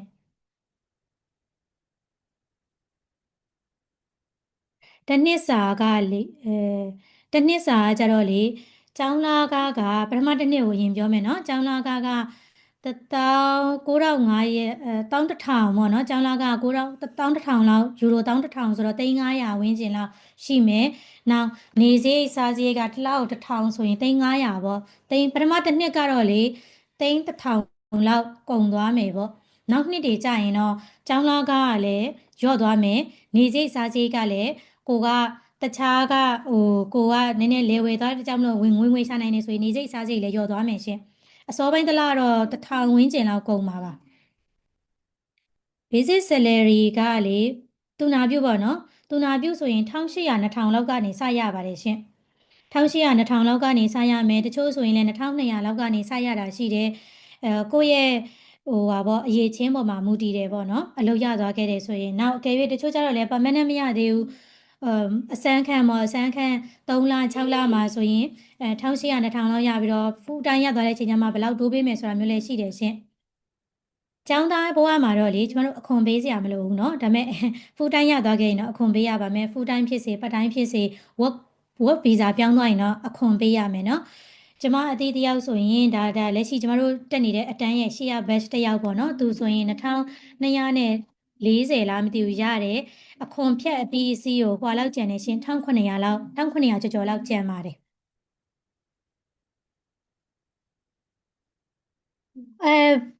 ခေါ်လို့ရတယ်ရှင်အဓိကဖင်လန်ကို join ရတဲ့ရည်ရွယ်ချက်ကလေမိသားစုတွေကများပါတယ်တခြား EU နိုင်ငံတွေမှာပဲဖြစ်စေ English talk country တွေမှာဖြစ်စေဘယ်သွားတက်ပေါ့နော်ခံမှန်းချေကတော့ကုန်ကျငွေကတော့တူတူပဲဖြစ်လိမ့်မယ်ဖင်လန်ရဲ့အားသာချက်ကမိသားစုခေါ်လို့ရပါတယ်အသက်18နှစ်အောက်သားသမီးတွေခေါ်လို့ရပါတယ်တခါတည်းခေါ်လို့ရတယ်ရှင် pathway join တဲ့အချိန်6လမှာတော့မရသေးဘူးပေါ့နော် pathway join ပြီးသွားလို့ကိုက student visa တင်တဲ့အချိန်မှာမိသားစုကိုပါတခါတည်းတွဲတင်ပါတွဲတင်တဲ့အခါမှာမိသားစုလည်းတခါတည်းကြာလာပြီဆိုလိုက်လာလို့ရတယ်ရှင်အားသာချက်ကလေမိသားစုကတခါတည်းရောက်လာတယ်နော်မိသားစုပါရောက်လာမယ်ကိုယ့်ရဲ့အိမ်အောင်ဘက်က full time အလုပ်ရှာခွင့်ရှိတယ်ပတ်တိုင်းနေပတ်လုံနေလို့ရတယ် full time အလုပ်ရှာခွင့်ရှိတယ်အကယ်၍ကိုယ့်ရဲ့အိမ်အောင်ဘက်ကအလုပ်မလုပ်သေးဘူးဒါမှမဟုတ်ရင်လည်းပဲဖင်လန်ဘာသာစကားကိုတက်ချင်နေဆိုရင်ဖင်လန်ဘာသာစကားကို free သင်ပေးနေတဲ့ကျောင်းတွေဖင်လန်မှာရှိပါတယ် free သင်ပေးတယ်ဆိုလို့လေဟိုအပကြီးကမဟုတ်ဘဲနဲ့မနက်9နာရီသွားနေ့လယ်3နာရီပြန်လာဒါမှမဟုတ်မနက်10နာရီသွားနေ့လယ်2နာရီပြန်လာဆိုကိုအဆင်ပြေတဲ့အကြောင်းတွေကိုရွေးလို့ရတယ်အဲ့ဒါတွေကိုလည်းကိုယ်တိုင်လိုက်လျှောက်စရာမလိုဘူးဒီမှာ TE ရုံးဆိုတာရှိတယ်အဲ့ဒီ TE ရုံးမှာကိုက register သွားလုပ်လိုက်ရုံနဲ့သူတို့ကစီစဉ်ပေးတယ်ကျောင်းတွေကိုပေါ့နော်အဲ့ဒါ free တပြားမှပေးစရာမလိုဘူးနောက်တစ်ချက်ကကြတော့အခုဒါ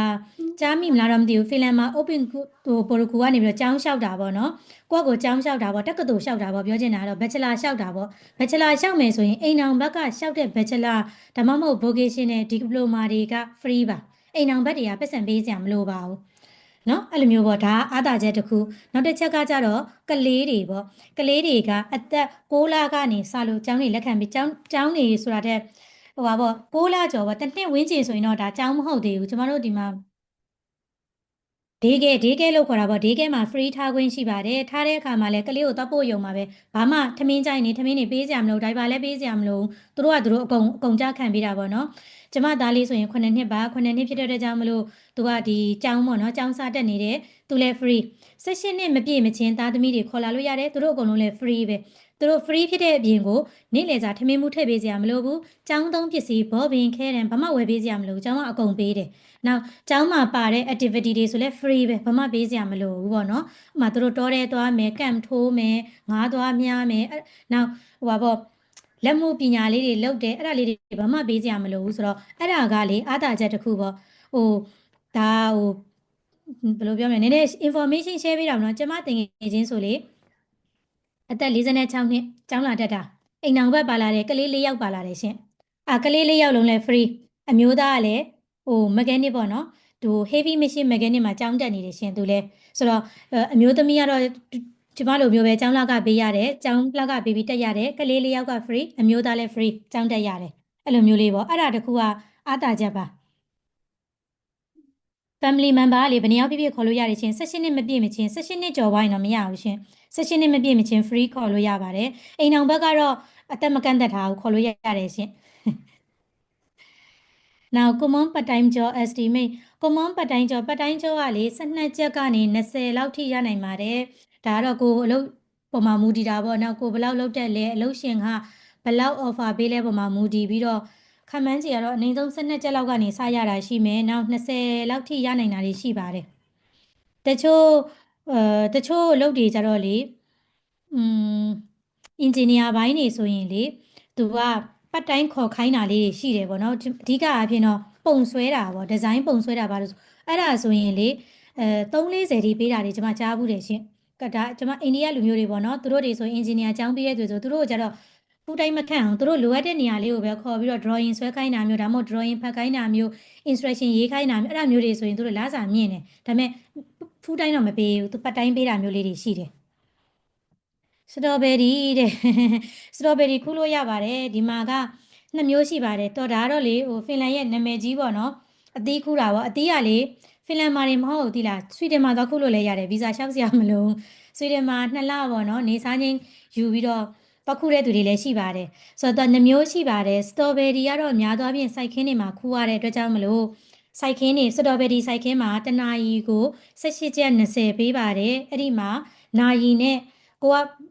ခူးရမယ်တနာရီတော့လုံးလို့မရဘူးပေါ့နော်သူက8နာရီတစ်ဆိုင်ဒါမှမဟုတ်10နာရီတစ်ဆိုင်ဒါမှမဟုတ်12နာရီတစ်ဆိုင်ဆိုပြီးတော့ကိုကအဆိုင်နေရှိတယ်ထမင်းစားနားချိန်နေရှိတာပေါ့နော်အဲ့ဒီလုတ်တဲ့နာရီပေါ်မှာမူတည်ပြီးတော့စတော်ဘယ်ရီကခူးလို့ရတယ်စိုက်ခင်းထဲမှာပေါ့နော်များသောအားဖြင့်ကတော့ထိုင်ပြီးတော့ခူးနေရုံပဲအဲ့ဒါတစ်ချက်နောက်တစ်ခုကတော့အာသာဘယ်ရီလို့ခေါ်တယ်ပေါ့နော်ဘလူးဘယ်ရီရှိမယ်နောက်တစ်ခါနီနီရောင်သီးလေးတွေလေဟိုဘယ်ရီသီးလေးတွေပေါ့မျိုးစုံပေါ့နော်များသောအားဖြင့်တော့ဖင်လန်မှာပေါ်တာဘလူးဘယ်ရီပေါ်တယ်နောက်တစ်ခုကအနီရောင်လေးတွေပေါ့အနီရောင်ဘယ်ရီသီးလေးတွေရှိတယ်ပေါ့နော်နောက်တစ်ခုကမှုပေါ့မှုပေါ်တယ်ပေါ့မှုကတော့မြန်မာတွေသိမခူးကြပါဘူးဘာလို့ဆိုအစိတ်ရှိတဲ့မုံနဲ့အစိတ်မရှိတဲ့မုံနဲ့မခွဲတတ်လို့ဘယ်ရီသီးခူးတာတော်ထဲမှာကြတော့ကိုကြိုက်တယ်လို့သွားခူးလို့ရတယ်ကိုခူးသမျှကိုစိုင်နေမှာတော့ပြန်သွင်းရတာအဲ့ဒါကြတော့1ကီလိုကို5ချက်6ချက်ကနေပြီးတော့ဟို9ချက်10ချက်ပေါ့နော်ကိုကခူးရခါကြတော့လေခူးပြီးတော့ရောတော့ဆိုရင်တစ်စေးတေးချအသီးလေးတွေကိုတန့်စင်ပြီးဆိုရင်တစ်စေးပေါ့အဲ့လိုမျိုးလေးတွေကျမအသီးဆိုရင်အော်ဒါမြန်မာထဲမှာပဲပေါ့နော်သူကအော်ဒါထိုင်ကောက်ပေးတယ်အော်ဒါကောက်ပေးပြီးတော့အဲ့ဒါတွေကိုသူကတခြားဒီမြို့မှာလည်းရောင်းတယ်တခြားမြို့တွေလည်းသွားသွင်းတယ်ဆိုကျမတို့ကခူးပြီးတာနဲ့ဆိုင်နေကိုကဘယ်ဆိုင်သွားသွင်းရမလဲမသိဘူးဆိုတော့သူစီသွားသွင်းရင်သူလက်ခံပေးတယ်လက်ခံနည်းနည်းတော့သူပတ်စံလေးစားတာပေါ့နော်စားပြီးတော့လက်ခံပေးပြီးတော့သူလက်ကားတော့ပြန်သွင်းတယ်အဲ့လိုမျိုးလေးတွေပေါ့ဆိုတော့စတော်ဘယ်ရီတွေဘယ်ရီတွေအကုန်ခူးလို့ရတယ်ရှင်ဒီနိုင်ငံမှာမဟုတ်ဘူးဆွီဒင်ထိပါတော့ခူးလို့ရတယ်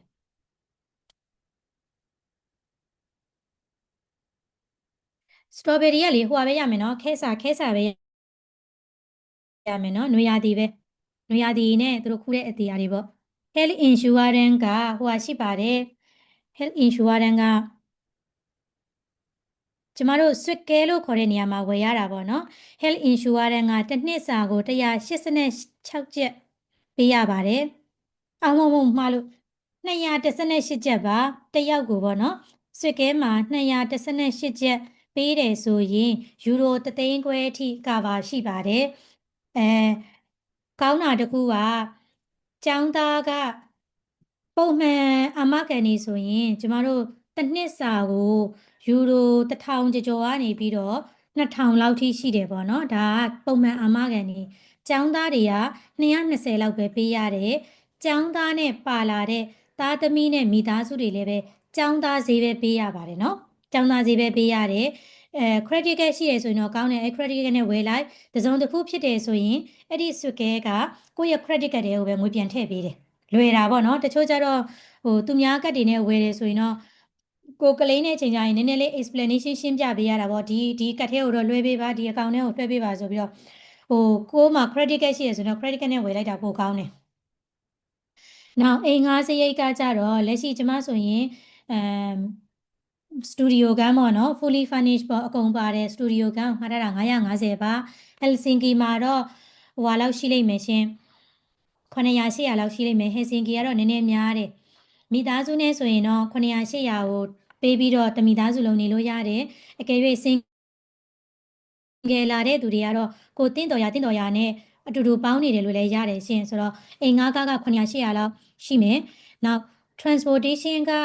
ကျမနေတဲ့မြို့ကတော့လေ transportation ကပေးစရာမလိုဘူးပေါ့နော်ဘာလို့ကျမစပိန်နဲ့သွားတာဆိုတော့လေဟိုကျောင်းနဲ့လည်းနီးတယ်ကဲကျမတို့မြို့မှာပေါ့နော်ကားစီးဆိုရင်လောက်ယူရို30ကြိုက်တဲ့လောက်စီးထားတယ်ဆိုတော့ခောက်စီးပဲကြရင်လေအားလို့ရတယ်ရှင်အဓိကကျောင်းရှိလေးကလေးကကျောင်းနည်းနည်းဝေးတာရတယ်ဆိုရင်လေကျောင်းကဒီဟိုဖယ်ရီကားစီစဉ်ပေးတယ်ပတ်စံပေးစရာမလိုဘူးကိုကကြတော့ကျောင်းနဲ့ဝေးသွားရင်ကိုယ့်ဘာသာကိုစီစဉ်ရတယ်ကျောင်းသားကြတော့ကလေးတွေကကြတော့မလို့ကလေးတွေကလွယ်တယ်ကျောင်းကအဲ့ဒေးကေကနေစီစဉ်ပေးတယ်ဆိုတော့ဟို insurance လည်းနည်းပါတယ်200 218 220ပေါ့နော်220ဆိုရင်တစ်နှစ်စာယူရို3သိန်းခွဲစာလောက်ကားပါဖြစ်တယ်ရှင်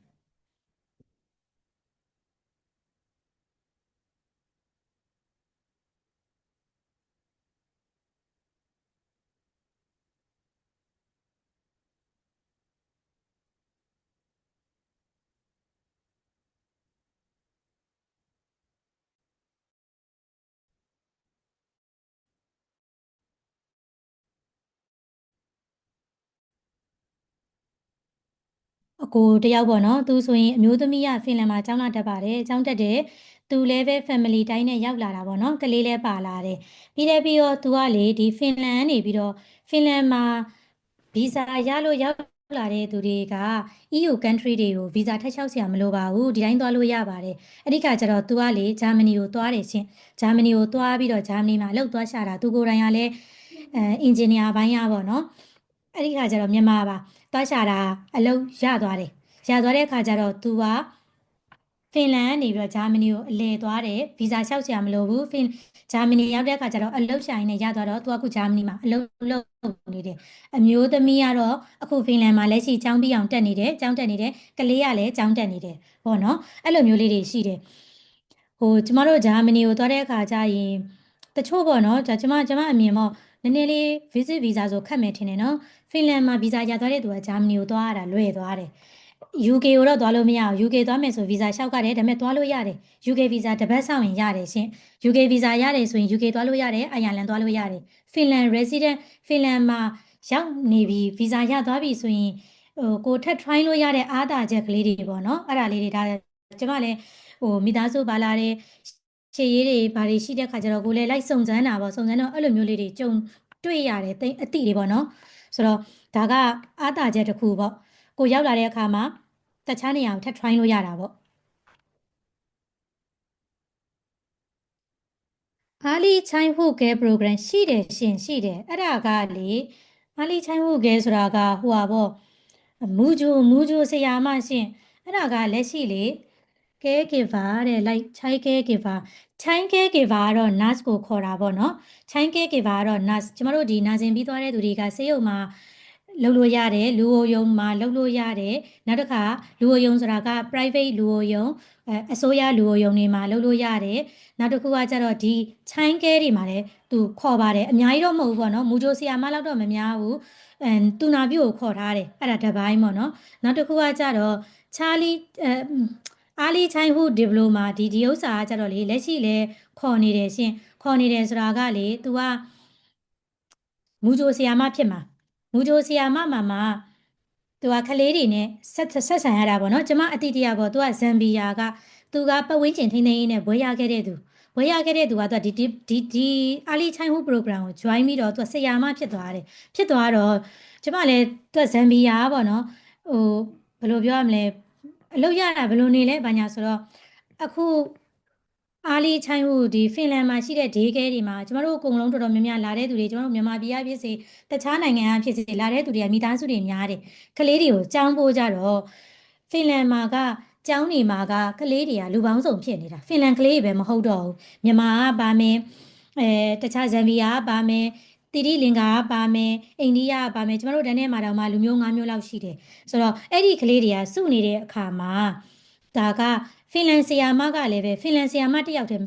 ဖြစ်တာမကောင်းတော့ဘူး ဆိုတော့ဖင်လန်ဆီယာမ9ယောက်ကို other country 2ယောက်ထည့်ပေးတယ်သူထည့်ပေးရမယ်ပေါ့နော်ဆိုတော့ဥပမာဇမ်ဘီယာကလည်းဖြစ်ချင်းဖြစ်မယ်မြန်မာကလည်းဖြစ်ချင်းဖြစ်မယ်ဟိုဟာပေါ့အိန္ဒိယကလည်းဖြစ်ချင်းဖြစ်မယ်ဆိုတော့ဆီယာမ9ယောက်မှာ3ယောက်ကဖင်လန်ဆီယာမဖြစ်မယ်2ယောက်က other country ကဖြစ်မယ်ဆိုတော့ကလေးတွေကလည်း miss ဖြစ်နေမယ်ဆရာတွေကလည်း miss ဖြစ်နေတဲ့အခါမှာကလေးတွေရဲ့စိတ်ထဲမှာလည်းဟိုဘယ်လိုပြောမလဲဆရာတွေကိုမျိုးစုံမြင်ရတာပေါ့အဲ့လိုမျိုးဟိုစီးမြင်စည်းကမ်းဥပဒေရလို့မဟုတ်ပေမဲ့အယူအဆလေးရှိရခါကျတော့ဒီအားလေးချိုင်းမှုမှာလေတိုးလို့ဝင်လို့ရတယ်ရှင်ကျမပထမစင်ထင်တာကျောင်းဆရာမဆိုရင်ဖင်လန်လူမျိုးပဲရမယ်လို့ထင်တာပေါ့နော်မဟုတ်ဘူးဒီအားလေးချိုင်းမှုမှာလေအရန်ခေါ်တယ်ဘာကြောင့်ကလေးရေအတွက်ကလည်းများလာတာဟိုနောက်ဆရာမတယောက်ကိုဟိုကလေး6ယောက်တို့ဘာလို့သူကရှိတယ်လေတတ်မှတ်ထားတာလေးတွေကရှိတဲ့ခါကျတော့ဒီခေါ်လို့ရတယ်ဆိုတော့ဟိုနောက်တစ်ခုကကျတော့လေဟိုကျောင်းဆရာမဖြစ်တယ်ဆိုရင်ကျမအမြင်ကပေါ့နော်မြန်မာအင်္ဂလိပ်သင်ချာဒါတွေပဲသင်ပေးရမယ်ထင်တာမဟုတ်ဘူးကျောင်းဆရာမတွေမှာမှဘာသာစကားသင်ပေးတဲ့ဆရာမရှိတယ်ကျမ်းမာရေးပေါ့နော်ကျမ်းမာရေးနဲ့ပတ်သက်တာတွေသင်ပေးတဲ့ဆရာမရှိတယ်နောက်တဘာဝပတ်ဝန်းကျင်ထိန်းသိမ်းရေးတဘာဝအမိုက်တွေမပြည့်ရဘူးတော့တောတွေမှာနေပုံနေနီးအဲ့လိုမျိုးတွေပေါ့ဆိုတော့ तू ကလေသူ့အပိုင်းလေးနဲ့ तू သင်ပေးရတာမလို့အဲ့ဒီဇမ်ဘီယာတငယ်ချင်းဆိုရင်သူ့နိုင်ငံမှာ तू ကတဘာဝပတ်ဝန်းကျင်ထိန်းသိမ်းရေးနဲ့ဘွဲရခဲ့တာကအခုလက်ရှိဒီမှာအာလီချိုင်းဟူတီချာဖြစ်နေတာဆိုတော့အဲ့လိုမျိုးပေါ့ကိုယ့်ရဲ့ background ပေါ်မှာမူတည်ပြီးတော့ကိုကဘာသင်ပေးခြင်းလဲပေါ်မှာမူတည်ပြီးတော့အာလီချိုင်းဟူကသွားလို့ရတယ်ဟိုအလုပ်လဲလက်ရှိခေါ်နေတာတွေရှိတယ်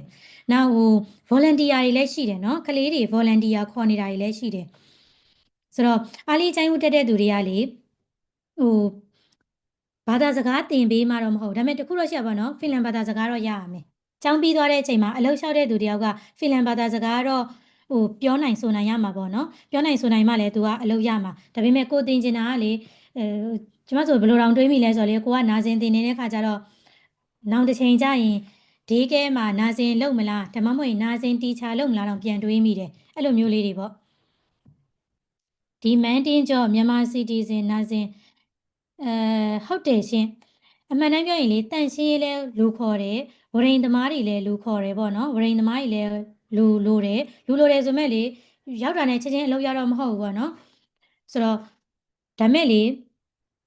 full time ပေါ့နော်ကျမတို့ကအဓိက full time ရှာရမှာကိုကျောင်းပြီးတဲ့အခါကျရင်ကိုကအလုပ်ရှာဗီဇာ2နှစ်ပြည့်တာနဲ့နိုင်ငံကနေပြန်ထွက်ရမယ်အလုပ်မရဘူးဆိုရင်အလုပ်ရခဲ့တယ်ဆိုရင်တော့အဲ့ဒီအလုပ်က full time ဖြစ်နေရမယ်ဆိုတော့ full time ပေးတဲ့အလုပ်ကိုရှာတဲ့အခါမှာတန်ရှင်းတော်တော်များများကတော်တော်များများတော့မပြောလို့ပါဘူးတန်ရှင်းအလုပ်တွေမှာလေပတ်တိုင်းလေးတွေပေးတာများတယ်ရှင်ပတ်တိုင်းလေးတွေပေးတယ်ပြီးတော့ပတ်တိုင်းလေးတွေလောက်ရတာရှိတယ်ဒါပေမဲ့တချို့level တစ်ခုရောက်သွားခဲ့ရင်တော့သူ full time ပေးပါတယ်ဟိုအောက်ပိုင်းမှာတော့လေပတ်တိုင်းပေးတာများတယ်ဒါပေမဲ့နာစင်ကလေ full time ပေးတာများတယ် full time ရဖို့လွယ်တယ်ကိုကကျောင်းသားဘဝမှာကောင်းကောင်းမွန်မွန်လုပ်ထားတဲ့ဘာသာစကားပြောနိုင်နေဆိုရင်နာစင်က3လ6လ3လပေါ့နော်3လ6လပြီးတာနဲ့ full time ရဖို့များတယ်ဆိုတော့အဓိက full time ပေးတာနာစင်ရှိမယ်နောက်ဒီအာလီချိုင်းဟူကတော့ကျွန်မအတွေ့အကြုံကတိတ်မများတော့မပြောနိုင်ဘူးပေါ့နော်ဒါပေမဲ့အာလီချိုင်းဟူကလည်းလေပတ်တိုင်းလုပ်လို့ရတဲ့အလုပ်အရာထဲမှာမပါဘူးဆိုတော့ तू ကမခန့်ရင်လည်းမခန့်ခန့်ခဲ့ရင်လည်း तू full time ခန့်မှာနာစင်ကတော့ full time ခန့်တယ်သူကထိတွေ့ဆက်တန်ရတာမလို့လေနောက်တန်ရှင်းရေးအလုပ်တွေပေါ့တန်ရှင်းရေးကလင်နာတော့နေရာတိုင်းလိုနေတာပေါ့နော်အဲ့ကောင်တွေလည်းဟိုစူပါလောက်ဖြစ်သွားပြီဆိုရင်သူ full time ရတာရှိတယ်နောက်တစ်ခုကအခုလက်ရှိဒါနည်းနည်းဟော့နေတာတွေဝရိန်သမားတွေခေါ်တယ် electrical pooling မှာဘာကြောင့်အခုကျမကကျတော့ route မှာနေတာroute မှာလက်ရှိသင်းမောစောင့်နေတာလေဟိုကြားမိမလားတော့မသိဘူးရေခဲခွဲသင်းမော2စင်းစောင့်နေတာရှိတယ် project ကဆိုတော့အဲ့ဒီမှာဝရိန်သမားတွေအရန်ခေါ်တယ်ဒါပေမဲ့ကျမတည်တလားဟိုဝရိန်တတိုင်းတော့မခေါ်ဘူးသူကဘာသာစကားနည်းနည်းပြောနိုင်ရမယ်ဒါမှမဟုတ်အင်္ဂလိပ်လိုပြောနိုင်ရမယ်အဲ့ဒီကကျရင်တော့သူဝရိန်သမားတွေခေါ်ပေးတယ်ဒီသင်းမောကြီးပြီးသွားရင်တော့ထပ်ခေါ်မခေါ်တော့မသိဘူးပေါ့နော်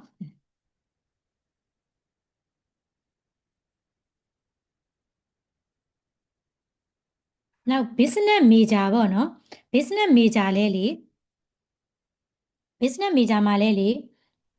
foreigner ခန့်တာများတယ်အဓိက import export မှာလေ foreigner ကိုသူတို့ခန့်တာများတယ်ဆိုတာလေ foreigner ဖြစ်ပြီးခန့်လိုက်မယ်လို့တော့မဟုတ်ဘူးပေါ့နော်local နဲ့ foreigner နဲ့ရှင်ရင်လေexport import ဘိုင်းမှာသူတို့ foreigner ကိုပိုခန့်တယ်ဘာကြောင့်လဲဆိုတော့လေ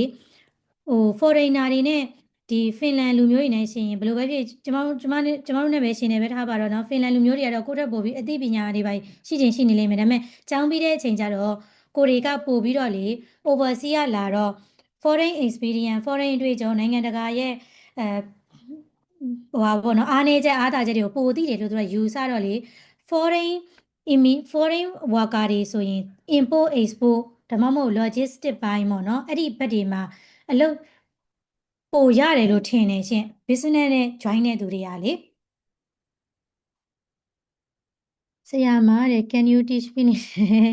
သင်ပေးတယ်ရှင်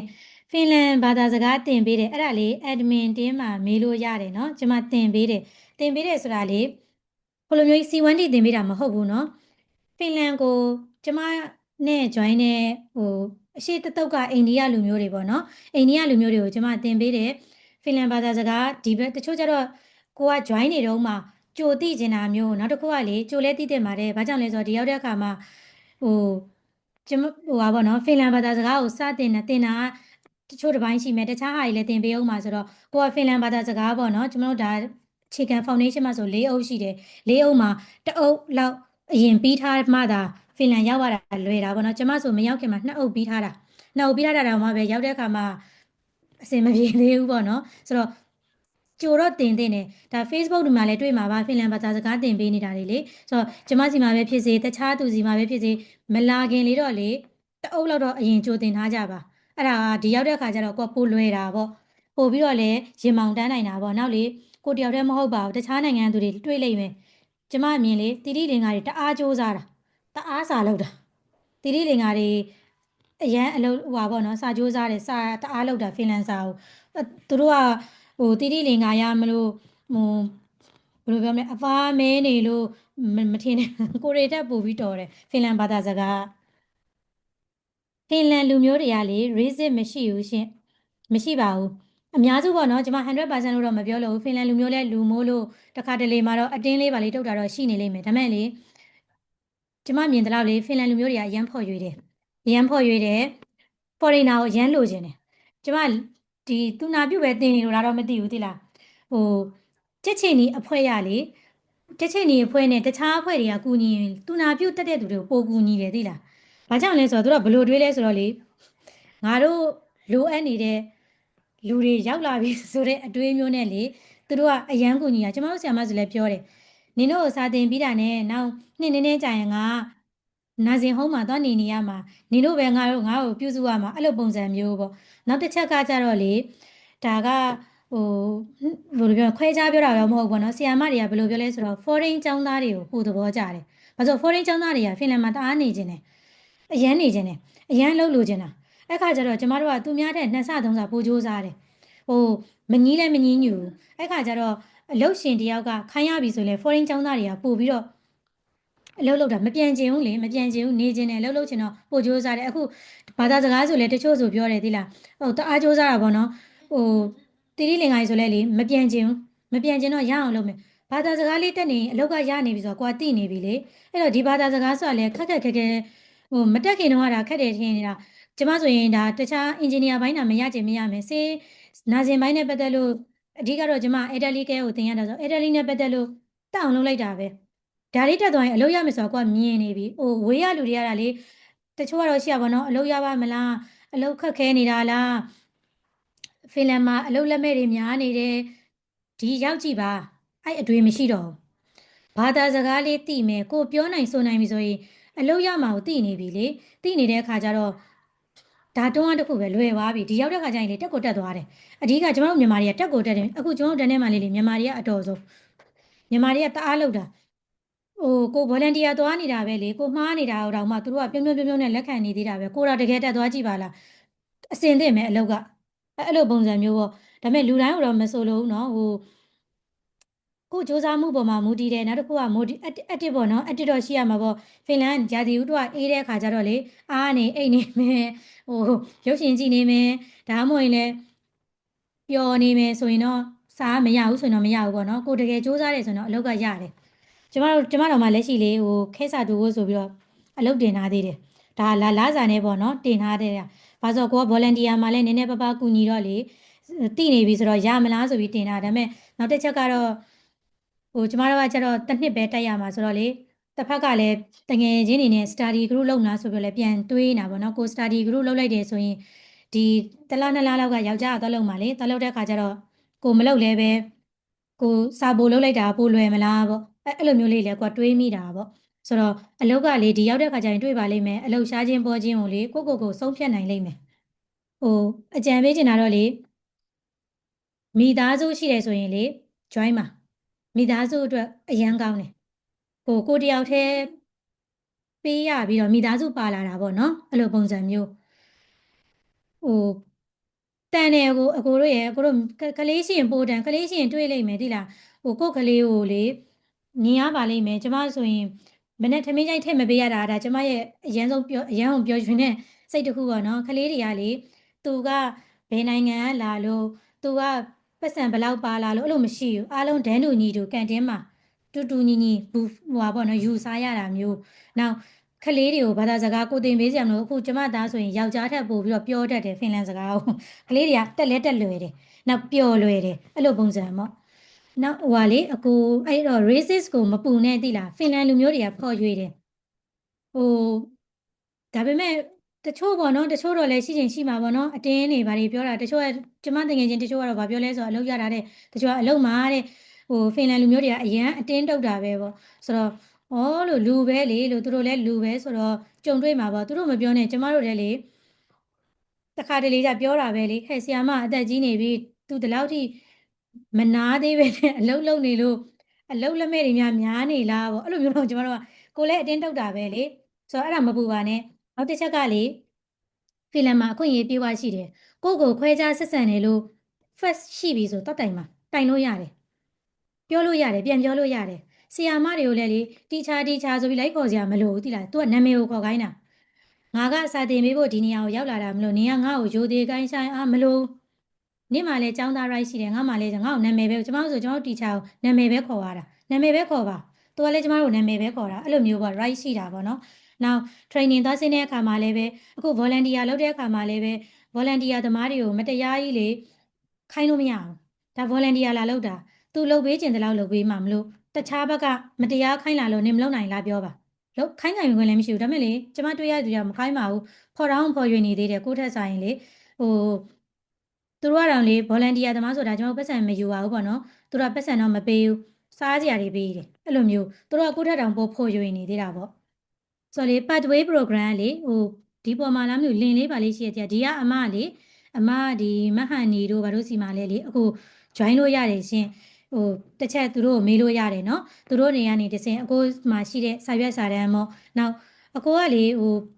ကိုကဘာပြီးထားလဲကိုတစ်ချက်ပြန်ကြည့်ပေါ့နော်ကျွန်တော်တို့စီမှာတစ်နှစ် program ရှိမယ်3နှစ် bachelor တက်တစ်နှစ် program တော့ diploma ပါ diploma တက်ရတာပေါ့နော် diploma ပဲရမယ်3နှစ်တက်ရတဲ့ bachelor ရှိမယ်နောက်တစ်ခါ master ရှိမယ်ပေါ့နော်ဆိုတော့ကိုကဘာတက်မလဲပေါ့မှာမူတည်ပြီးတော့လေဒီကအမတွေနဲ့အကိုတစ်ချက်ပြောလို့ရတယ်နော်အဲ့ဒီကနေမှတစ်စင်ကျမတို့တက်လို့ရတယ်မောဒေါတာလားမဟုတ်ဘူးဟုတ်ကဲ့What do you eat တဲ့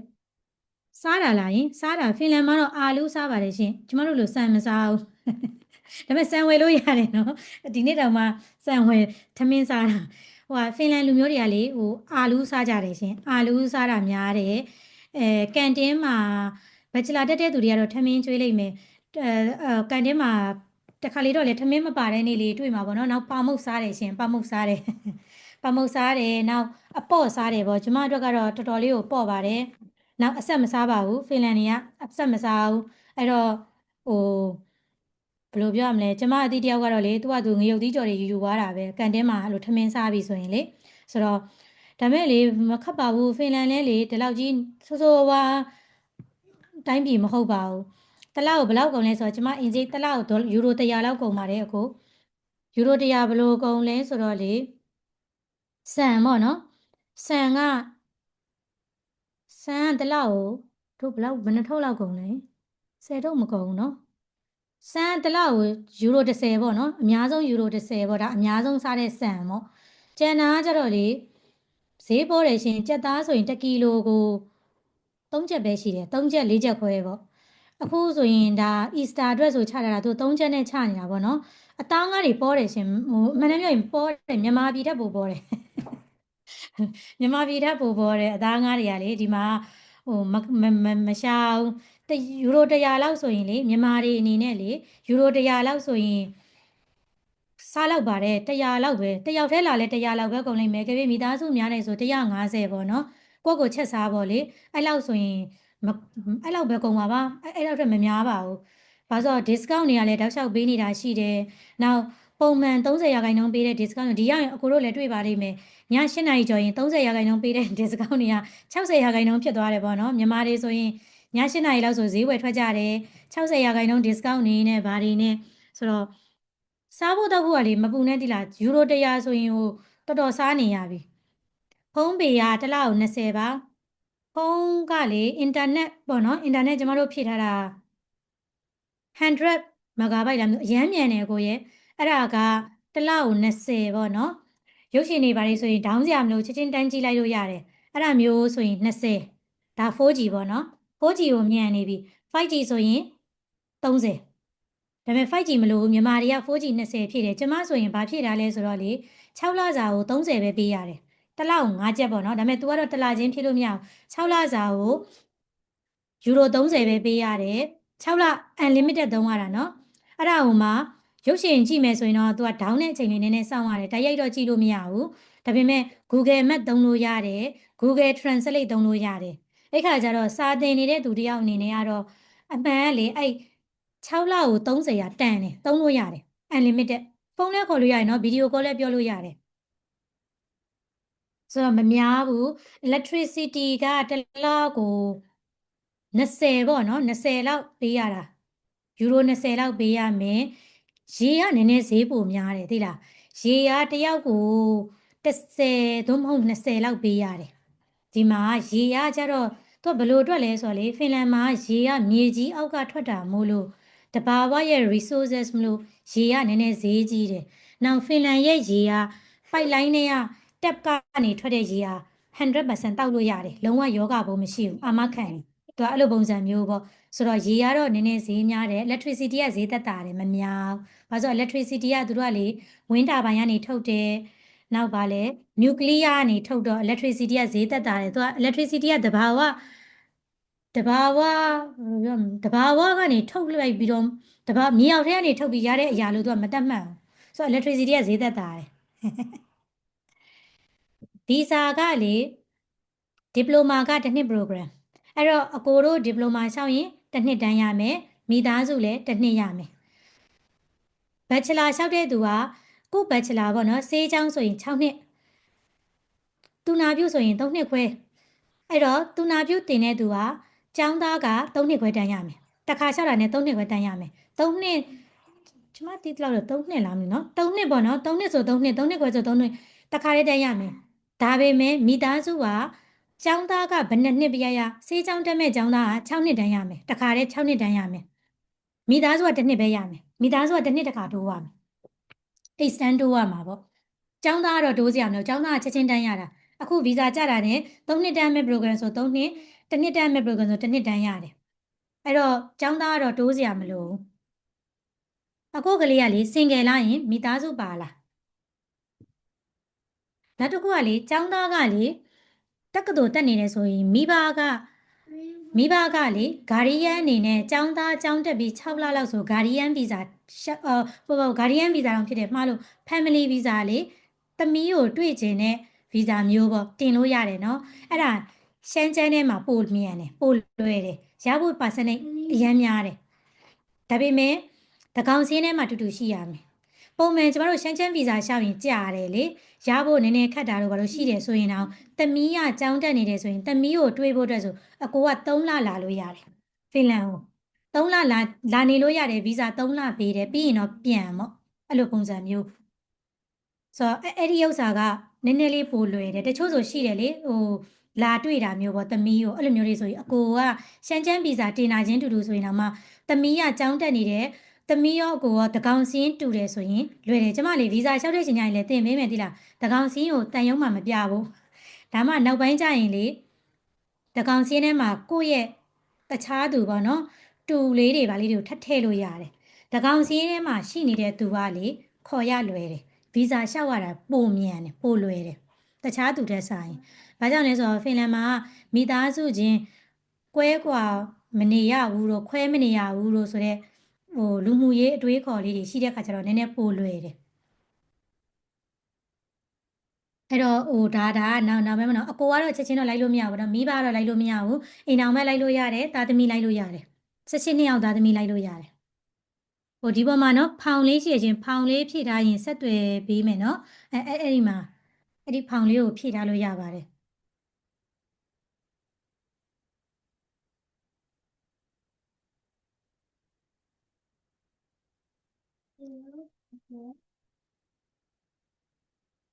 တလောက်ကို1000လောက်ဆိုရင်လောက်ပါတယ်ဖင်လန်မှာလေ1000လောက်ဆိုရင်လောက်ပါတယ်နေတာရောစားတာရောဘာရောပေါ့နော်စင်ကယ်ဆိုရင်တော့တယောက်တစ်ခန်းမနေနဲ့ပေါ့နော်စင်ကယ်ဆိုရင်တော့သူများနဲ့2ယောက်လောက်ပေါင်းနေလိုက်ပေါ့အဲ့ဒါဆိုရင်1000လောက်ကလောက်တယ်ရှင့်ကျမသားလေးကလေအခုကျမတို့ကကြတော့မနှစ်ဒီနှစ်ပေါ့မနှစ်ကပေါ့နော်12လပိုင်းကရောက်တာပေါ့ရောက်တဲ့အခါကျတော့ကျမသားလေးက9နှစ်ဆိုတာက तू ကဒီ4လပိုင်း9ရက်နေ့မှာ9နှစ်ပြည့်မှာအဲ့ဒီခါကျတော့ तू ကအခုလက်ရှိမှာ pre school ကို join နေတယ်ရှင် pre school ကိုတက်နေတယ်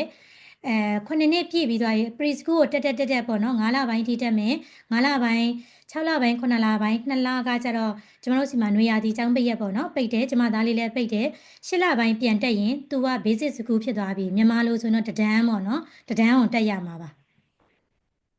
နောက်တချို့ကြတော့လေကျမနဲ့တည်တဲ့သူကြတော့လေကလေးက9နှစ်တော့ပြည့်ပြီဒါပေမဲ့ तू က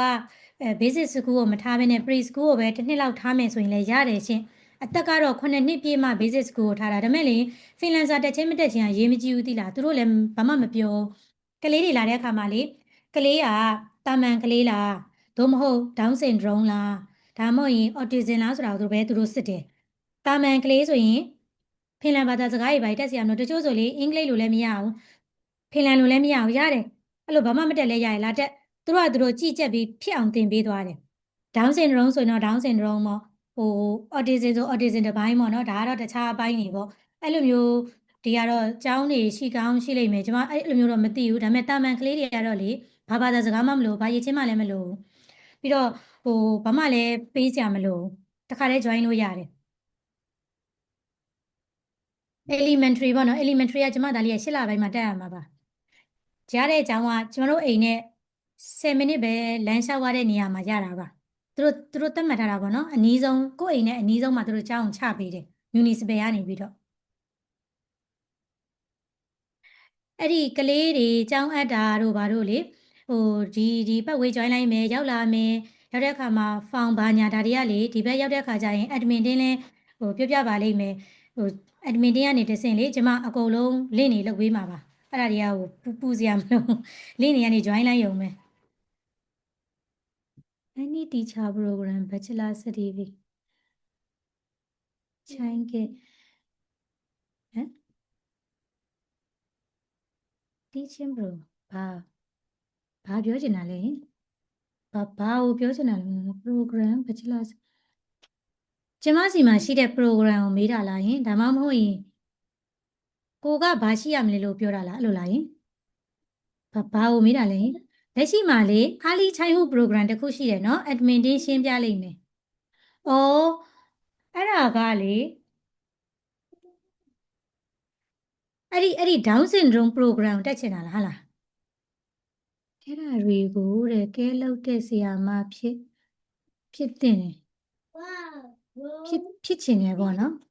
။အဲ့ဒါကဟိုဟာနဲ့သွားဆိုင်လိမ့်မယ်သိလား။နာဇင်ပြီးတဲ့သူကအားလီချိုင်မှုကိုသွားတဲ့အခါမှာလေအဲ့ဒီအပိုင်းဖြစ်လိမ့်မယ်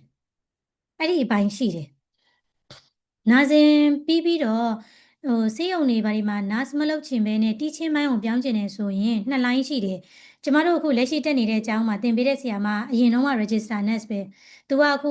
ဒီတက္ကသိုလ်တွေမှာနာဇင်လာပြန်တင်တာပေါ့နော်။နာဇင်နဲ့ပတ်သက်တာတွေလာပြန်တင်တာတစ်ခုဖြစ်မယ်။နောက်ဒီ Down syndrome တို့ဘာတို့ကိုကင်တွယ်ရတဲ့အပိုင်းလည်းဖြစ်သွားနိုင်တယ်။ဒါကတော့နောက်ပိုင်းပေါ့နော်ကို တက်ပြီးတာနဲ့လမ်းကြောင်းကိုပြန်ရှာရမှာပေါ့ဆိုင်ဒီ register next တောင်မှပဲလေဘယ်အပိုင်းကိုသွားမလဲဆိုတာတစ်ချက်ပြန်ကြည့်ရတယ်ခွဲစိတ်ဘက်ကိုသွားမှာလားဒါမှမဟုတ်ရင် elderly care ဘက်ကိုသွားမှာလားနောက်ဒီဘက်မှာနည်းနည်းဟိုပေါ့နော် midwife ပေါ့ဗာလဲ OG ဘိုင်းကိုသွားမှာလားအဲ့လိုမျိုးပြန်ရွေးရတာတွေရှိတယ်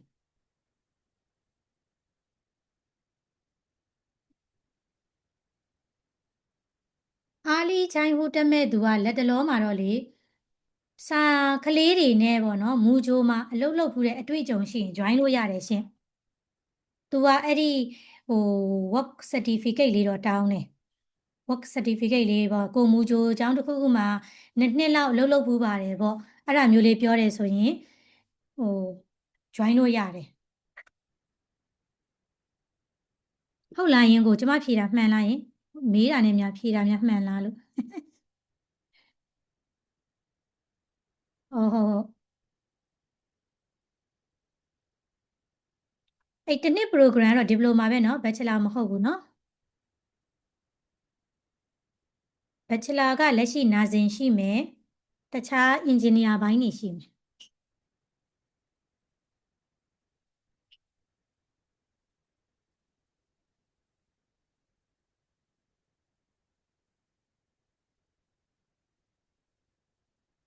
ဘာမေးချင်တာရှိသေးလဲယင်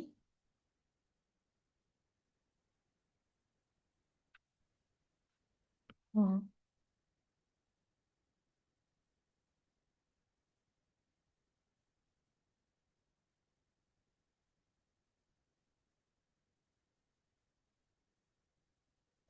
ဟုတ်တခြားသူတွေရောမေးချင်တာရှိသေးလားရှင်